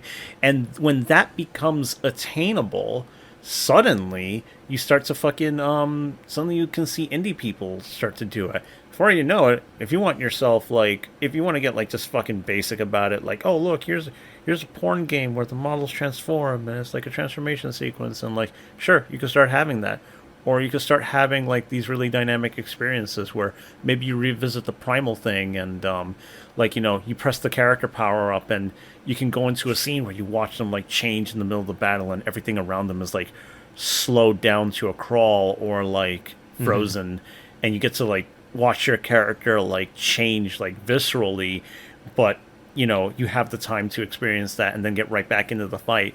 All that stuff I think is like possible now, depending on how you want to do it, because people like swap models in and out. There's a lot of digital fuckery, but I think it's totally possible now, and I think in the future it'll probably be easier depending on what things like people want to pioneer. The only problem is, at first, you may be sacrificing substance for style. That's just what happens sometimes, unfortunately. But I mean, I think anything can look good. Honestly, sometimes the things that are stylized age that much better. So no. I'm sorry. When I say style for substance, I mean like something could be really realistic and cool looking the first time, and the substance will be lacking in terms of that. I mean, it is a stylistic choice to have a realistic video game where people turn into intricate monsters on screen. That's a stylistic choice. Yeah. That's what I'm getting at. Gotcha. I totally agree that things that are like drawn, low poly, low detail in quotations, those things will always last more because you could have done more, but you didn't. You chose a different kind of artistic expression. Yeah. So here you are.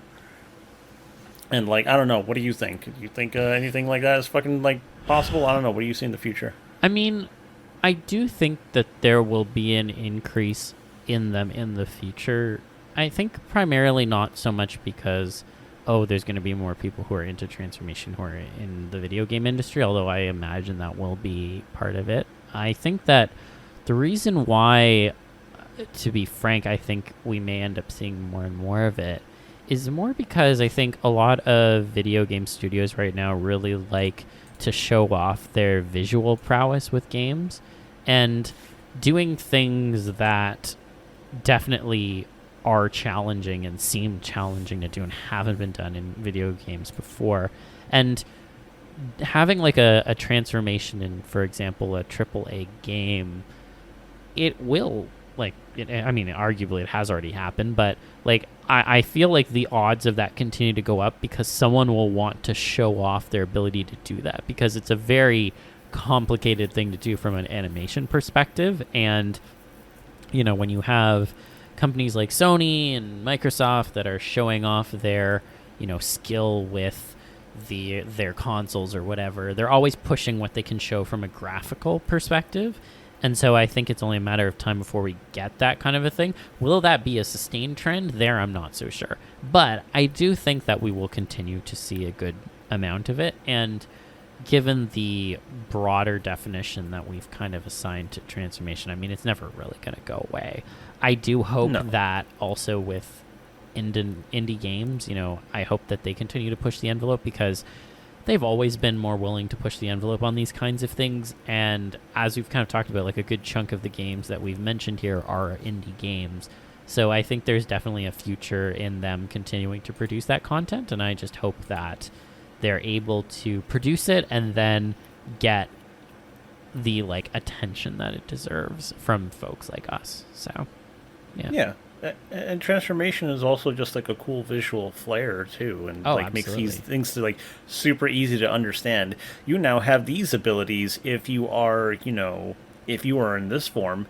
It's still a really good mechanic for something that you're looking at and doing too. 100%. And it's also way less boring in some cases than like just being like, oh look, your gun can now shoot the thing. But if you're like something that breathes fire or can stick to walls instead of your boots just having spikes or something, that's just more cool. And also know you can do it. Yeah, shit like that. And like even like it's just in so much. Like another game, honorable mention, that I don't have but I want to play someday soon. It's called Nobody Saves the World.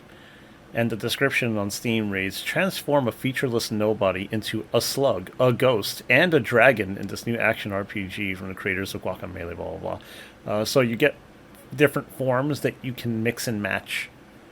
Oh, that's great. But your character is literally just this kind of like a white outline of a person. So that's why they say a featureless nobody. They're being literal. Oh, man, that's great. Yeah. It's gonna be there, and people are gonna want to do things in 3D because, like, Risk of Rain 2 was the first Risk of Rain was just this like little 2D pixel side-scrolling platformy thing, and it was fine, but like they made it into this really cool 3D thing. Mm-hmm. People want to be able to flesh out, like a lot of people want to be able to like flesh out and look at things and just kind of like get a whole picture, and in some ways 3D is kind of easier because once you make a thing you could use it in a bunch of different ways. Oh, absolutely. When in pixel art that's not entirely the case, so there's like pros and cons to both, and it's always about what they want to do. But doing that in 3D is something that can be figured out, and I think that even with the tricks that people do, if we can't get something like a photo mode, like you mentioned at the beginning, you would really like. You can definitely go into 3D and make some really exquisite transformations if you really want to. Just nobody's really fucking wanted to do it yet. Like, I mean, it's happening in VR. It is happening in VR. Check out Resonate. Check out Resonate, y'all. It is new and it is good, and it's we're not being by paid. Some wonderful we're not people. being paid for this, but promotion. Go to Resonate, y'all. Look, we're talking about a bunch of games that we think are good. As far as anybody's concerned, we're paid by all of these companies. We're paid by Bethesda. We're paid by Platinum Games. Insomniac. We're being paid by Insomniac. We're being paid by House Marquee. We're being paid by Sony. We're being paid by Nintendo. We're being paid by all those people. Microsoft. We're being paid by all of them. They all love us. We don't. We have a Patreon simply because it makes us feel nice. Oh, obviously, but the big checks come in when fucking, oh my god, what's the name from the guy from the fucking Game Awards? Oh my god, who the fuck are you talking about? The presenter guy. Fuck, it's gonna bother me now.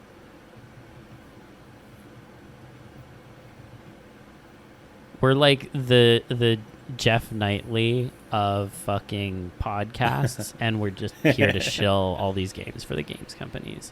That's our fucking thing. That's our new bag. So I don't know, man. If you want to send me a review copy for stuff, I will like review your transformation monster game, especially this Monster Girls. Show me what you got. Show us what you got. That's what happened with Mice Tea. So just saying. Yeah. Come on, we'll talk about your shit. You may not even need to pay. It'd be nice to get something like that. Although, know that I will say how I feel, and not to bring anybody down, but if I don't like something, you'll know. So know that. It's really fun. Video games can be like a major topic for like every other fucking episode if we wanted. I guess if anybody else has a specific game or whatever that you'd want us to check out that we could have a greater conversation about in particular, you could let us know. Yeah, leave us a comment. Yeah, give us a comment, and let us, and just so that, like, if you really, really want us to hear to talk about it, or you know what, we could play it, and then we could decide whether we really want to talk about it or not. Maybe it's got a theme we haven't touched on. But yeah, just fucking so much. To loop things back, it may not be exactly what you're looking for, but I think there's so much to appreciate, and there's going to be really strong aspects of something that you do really want out of a transformation in so many different pieces of media. They are everywhere. Don't get stuck looking for them in just like, oh, this is a monster or a furry themed thing. Mm-hmm. Go anywhere. You will be surprised. Yeah. Awesome. Well, I know we have some audience questions. The first one we have comes from Cameron, friend of the pod. And he says, given the season, your local community government has come seeking your expertise to make public safety messaging regarding transformation. What posters, commercials, or other media do you create to help keep the citizens safe from transformation? Why would you want to help anyone? I don't want to help anybody. Why am I going to do that? I'm not going to do that. I'm just gonna let it happen. Whoops. My government will now be a giant pet shop. Oh my god. Giant fucking pet shop. I have seen like these fucking threads on like Chan boards of like global transformation things, which I'm just kind of like, somebody already drew a manga about that, and it's just. Also, Winds of Change, TSA. This is like a concept as old as time. Like, my god. All right, serious answers to this question. Yeah, do we answers. have any? Do you have one? So I have to make some inferences here. I don't know what the mode of transmission of the transformation is. So I'm going to like break this into 3 buckets. If this is a like specific trigger that's coming from like specific objects or what have you, I think my campaigns would be around not fucking interacting with those objects. So, for example, maybe there is a bunch of cursed candles. I don't know why that's the first thing I thought of. These candles, they are here, and if you smell their nice, wonderful smell, you get transformed into some kind of animal. So the awareness campaign is destroy all the candles. We must rid the earth of the candles, and this is what you can do as a responsible citizen to get rid of the candle, or not if you really want to become whatever it is. I'm not your mother, but like, you know, making that as, I guess, one of the things.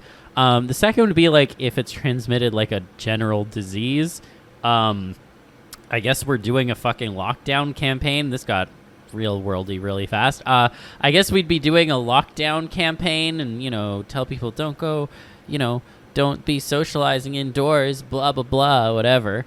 And then I guess the third kind of bucket is more like ephemeral triggers, like, you know, if you make a bad pun or something, that's what's like causing this like scourge of disease or whatever. I'll pick on the pun one for a second. So first of all, I would be done in almost immediately, but assuming I wasn't and I was able to actually give an idea to the government, I would ban humor. I would just ban humor. So yeah. Stupid. So you would ban humor, yes, and like that's what you would do, and yes. then just censor all of your all humor is gone now. All your media around that, yes, all your commercials. No and more shit. laughing. No more laughing. Okay. All right, so you would ban humor. Yes. I didn't really think about like where it would be coming from. I think I would make a lot of commercials.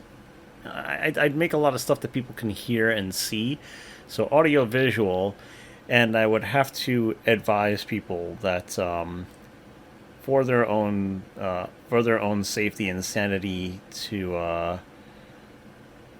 understand these things and document them, because I'm going to assume that at first we will have no idea what's actually causing it. True.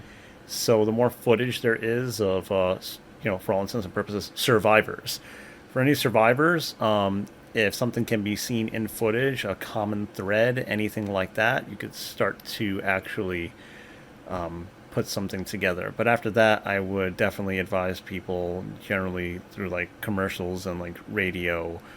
Like, if we want to talk about like what kind of posters, I mean, that's kind of tough. It would depend on like what's happening to people. Yeah. You know, you'd have to make it as like unappealing as possible. I would make sensible media, right? Stuff that would appeal to sensible people, and to morons, I would say avoid this or it will make you gay. You know, that way people who might actually not pay attention would actually probably try to avoid it. It'll make you gay, it'll make your kids trans or something like that. You gotta do both in order to stop it, because you cannot appeal to sensibilities the same way for everybody. So that's the kind of shit that I would make. So I would make the good stuff, and then I'd make a psyop. I'd make right-wing psyop shit. God.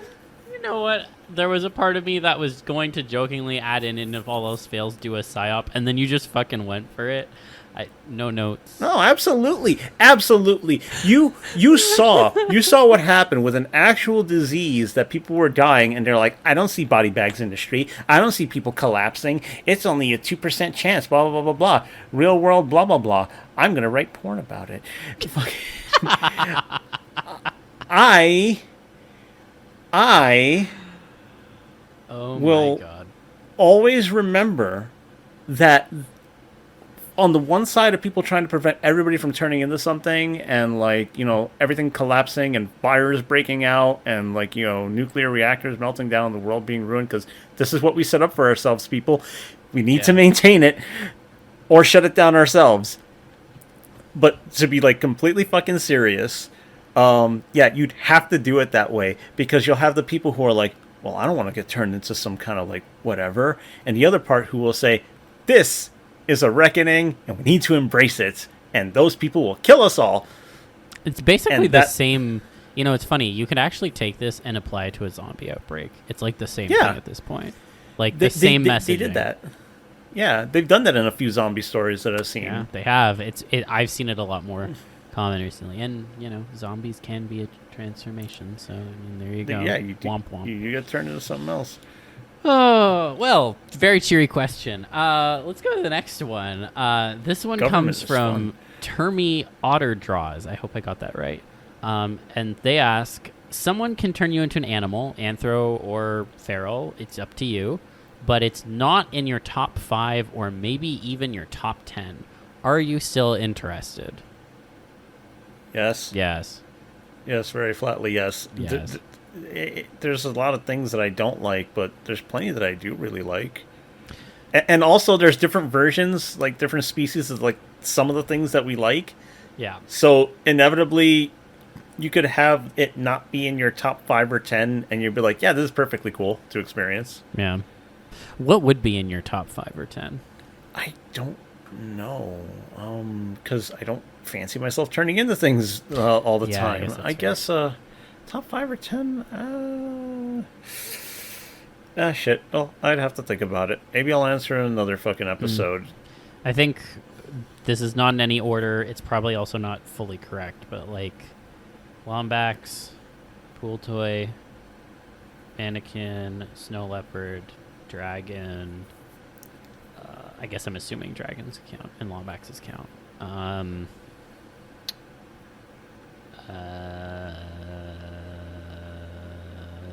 Well, that's 5. I don't know what the next 5 would be, but yeah, you know. There's a lot to choose from. There's so much to pick. I'm like, okay. I mean, yeah, I'm sad, but also yes. Oh man, one that would be cool. So this would be something I wouldn't get to turn into then. Would probably be a Ravenous Crystal Lizard from the 3rd Dark Souls. Yeah. Those things are amazing. I love them. Too bad they are deadly, and killing them also gives you some really good stuff. Damn. It'd be like that sometimes. Yeah. The next question we have is from Professor Scritch, and he says, if a college course were centered around the theme of transformation, and you were asked to be a guest lecturer, What would be the topic of your presentation? Topic of the presentation, I think, would be, I think risk and responsibility. That is a very dignified and educational response. I applaud that. I mean, I'm at a university. I want to teach people. Yeah, no, that's you fair. know, and of course, but of course, it cannot be dry. You know, be like, please be responsible. Make sure that everything is in order. Get your affairs in line before you turn into your ideal form or desired experience for that day. Here are statistics saying how people could be much happier if they follow these steps before transforming. Number 1. But seriously, like, hey, listen, man, if you want to turn into a snow leopard at home, do you really think you'll have the space and the energy? No. Do you have a backyard? Have a friend you can go to. You don't want to get caught with your pants down before you're ready to change. So let's talk about this shit, because it's out there and we're not going to be able to stop it. Let's make it good. In fact, depending on how people feel, I will probably enrich them to be able to create facilities or make communities so that they can actually better facilitate people turning into certain things. Maybe depending on the region you live in, it might be easier or harder, which could be another reason to like band together, make a public voice, and it starts there with learning risk and responsibility. No, it's a really good answer. I do not have a similarly good answer.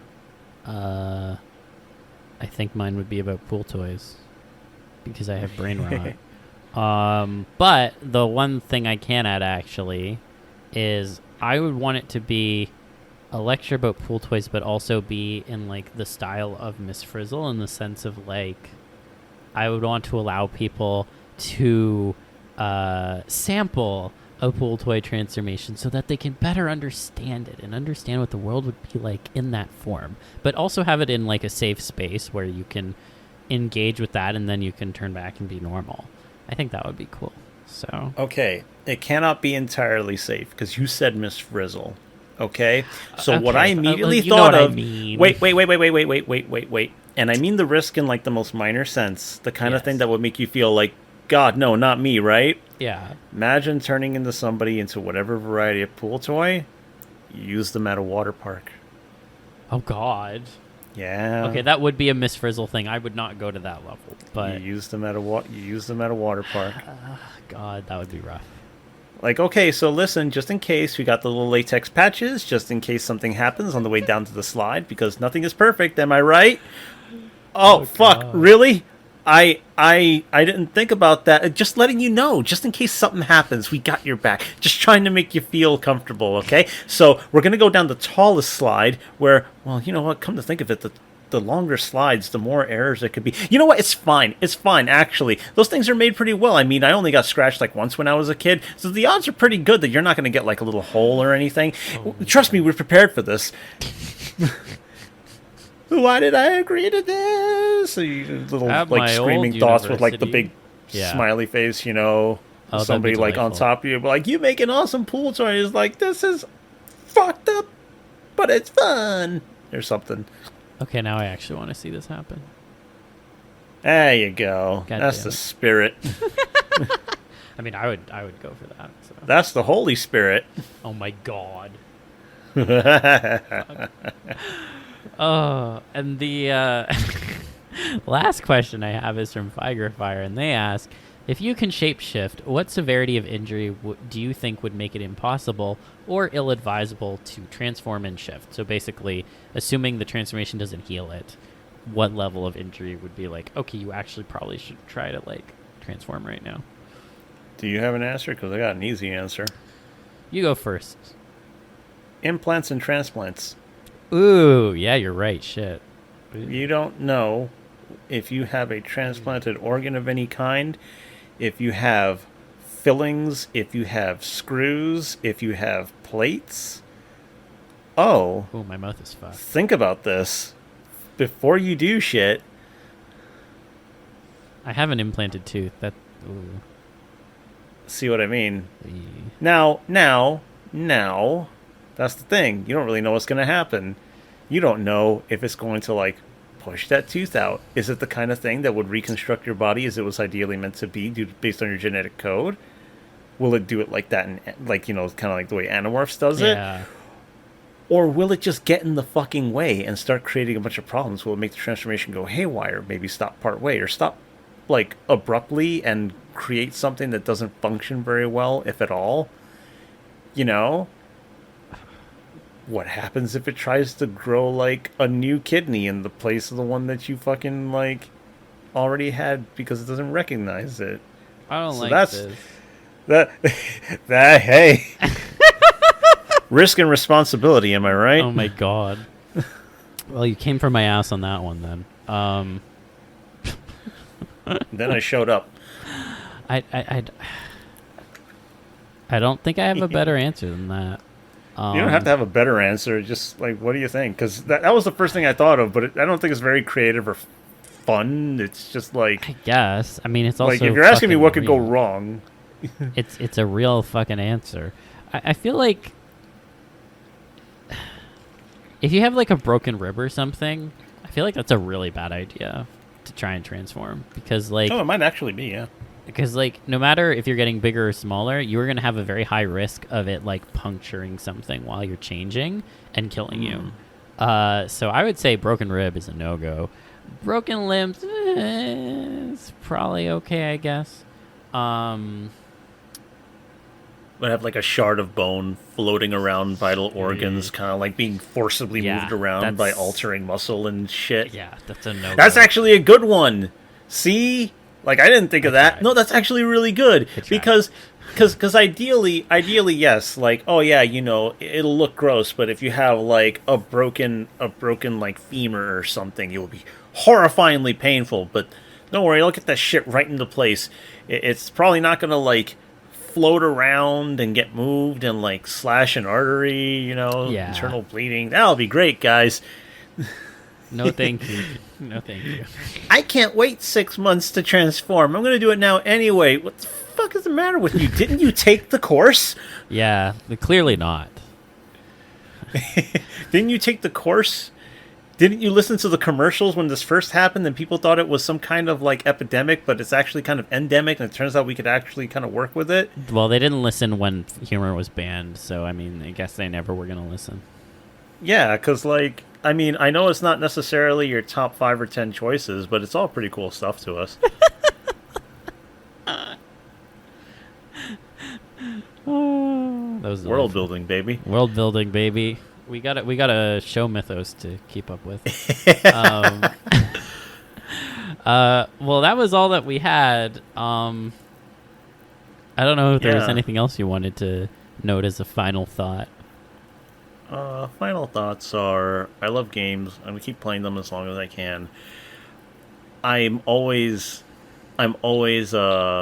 very pleased and amused when something I'm playing happens to throw a transformation in there, either like in some way, like, oh, you can turn into monsters or whatever, and I don't really give a fuck that it's not like Parasite Eve again, where I get to, like, watch them turn into things, and it's fucking, like, cool to see. It's fun, and I'm always delighted whenever somebody goes through the trouble of creating a morphing sequence that you can appreciate. And this all happens because I just play things that are interesting.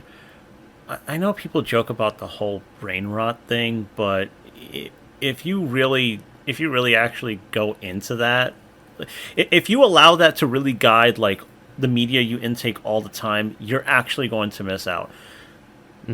Normies actually think this stuff is cool and will put it in their work. And you can find it in really cool and interesting and amazing ways that you didn't think were possible or that you didn't consider. And that is simply because, you thought, maybe this is going to be boring to me because it doesn't have whatever fucking little thing. Try something. If it has even just an element of, that seems cool, I'll try it. Please do. Again, I just fall ass backwards into thing. Narita Boy looks like a kind of 2D Tron-like thing. Did I expect them to say, go find your animal form? No. No. And I was just like, look at this. Look at this. This is in there. And then it also lets your mind wander into, like, other possibilities, into, like, what the fuck would other animals look like that weren't portrayed in the game, that aren't done up in, like, 80s style technology and pixel art and shit like that. And what about turning into that stuff? You know, what is it like to experience that sort of thing? What if the purpose of their existence is different? You can do so much. And all that comes from the fact that you're not pigeonholing yourself into just like certain kinds of media, whether it's just like it's furry, it's porn, it's only like one kind of tone. You know, even if you like serious shit, have some fucking fun for once. You know, just let shit be what it is, instead of being like hypercritical or like not having certain things answered. Just let shit be sometimes. Yeah. Open yourself up to shit. You will find good things. What's that? Keep an open mind? We're not at that part of the show just yet. Thanks, patrons. That's really funny. Yeah, I mean, I think the only other closing thought that I have personally is that I continue to hope that TF is in video games. I think there's a very bright future for it. I hope that it is integrated in meaningful ways that also enhance the story. And I want Insomniac to give me all 19 inches of Venom. That's that. Not in my bussy, but I want those 19 inches. So people, please keep, not donating, but yeah, keep producing those inches. You know, make those nice orifices, those phalluses, those lovely, wonderful things to seep into and seep from. Those bussies. Yep. This is also completely unrelated, but I'm reminded of this rant that somebody made. I think it was like on Tumblr, like many years ago. Yeah. And it was a comment on yaoi manga. You know what yaoi is? Yes. Yeah.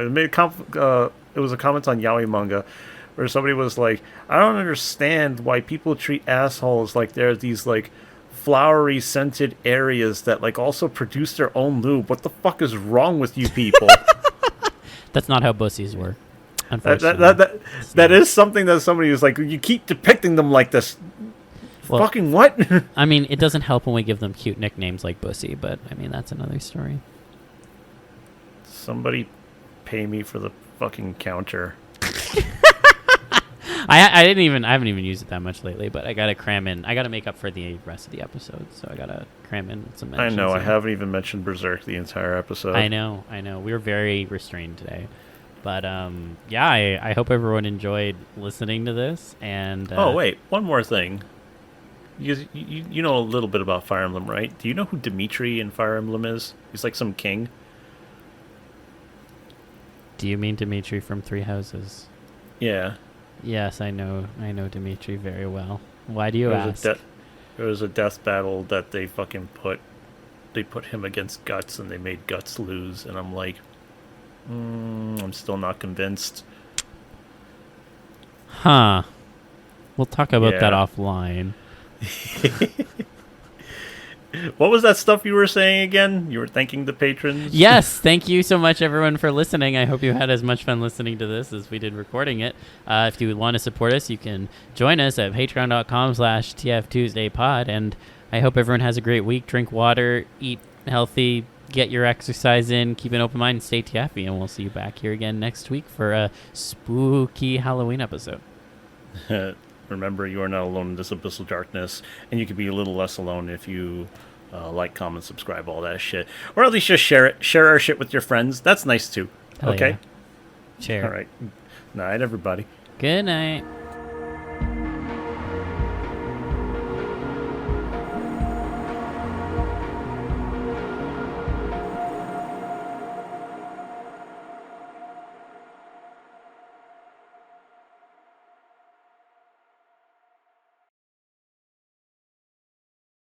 I just have to remember to deep throat the mic and we'll be fine. Don't worry, that's what a lot of people want. They want the deepest of your throat. Exactly. Deep, boosted throat. Oh, always. It's the best kind.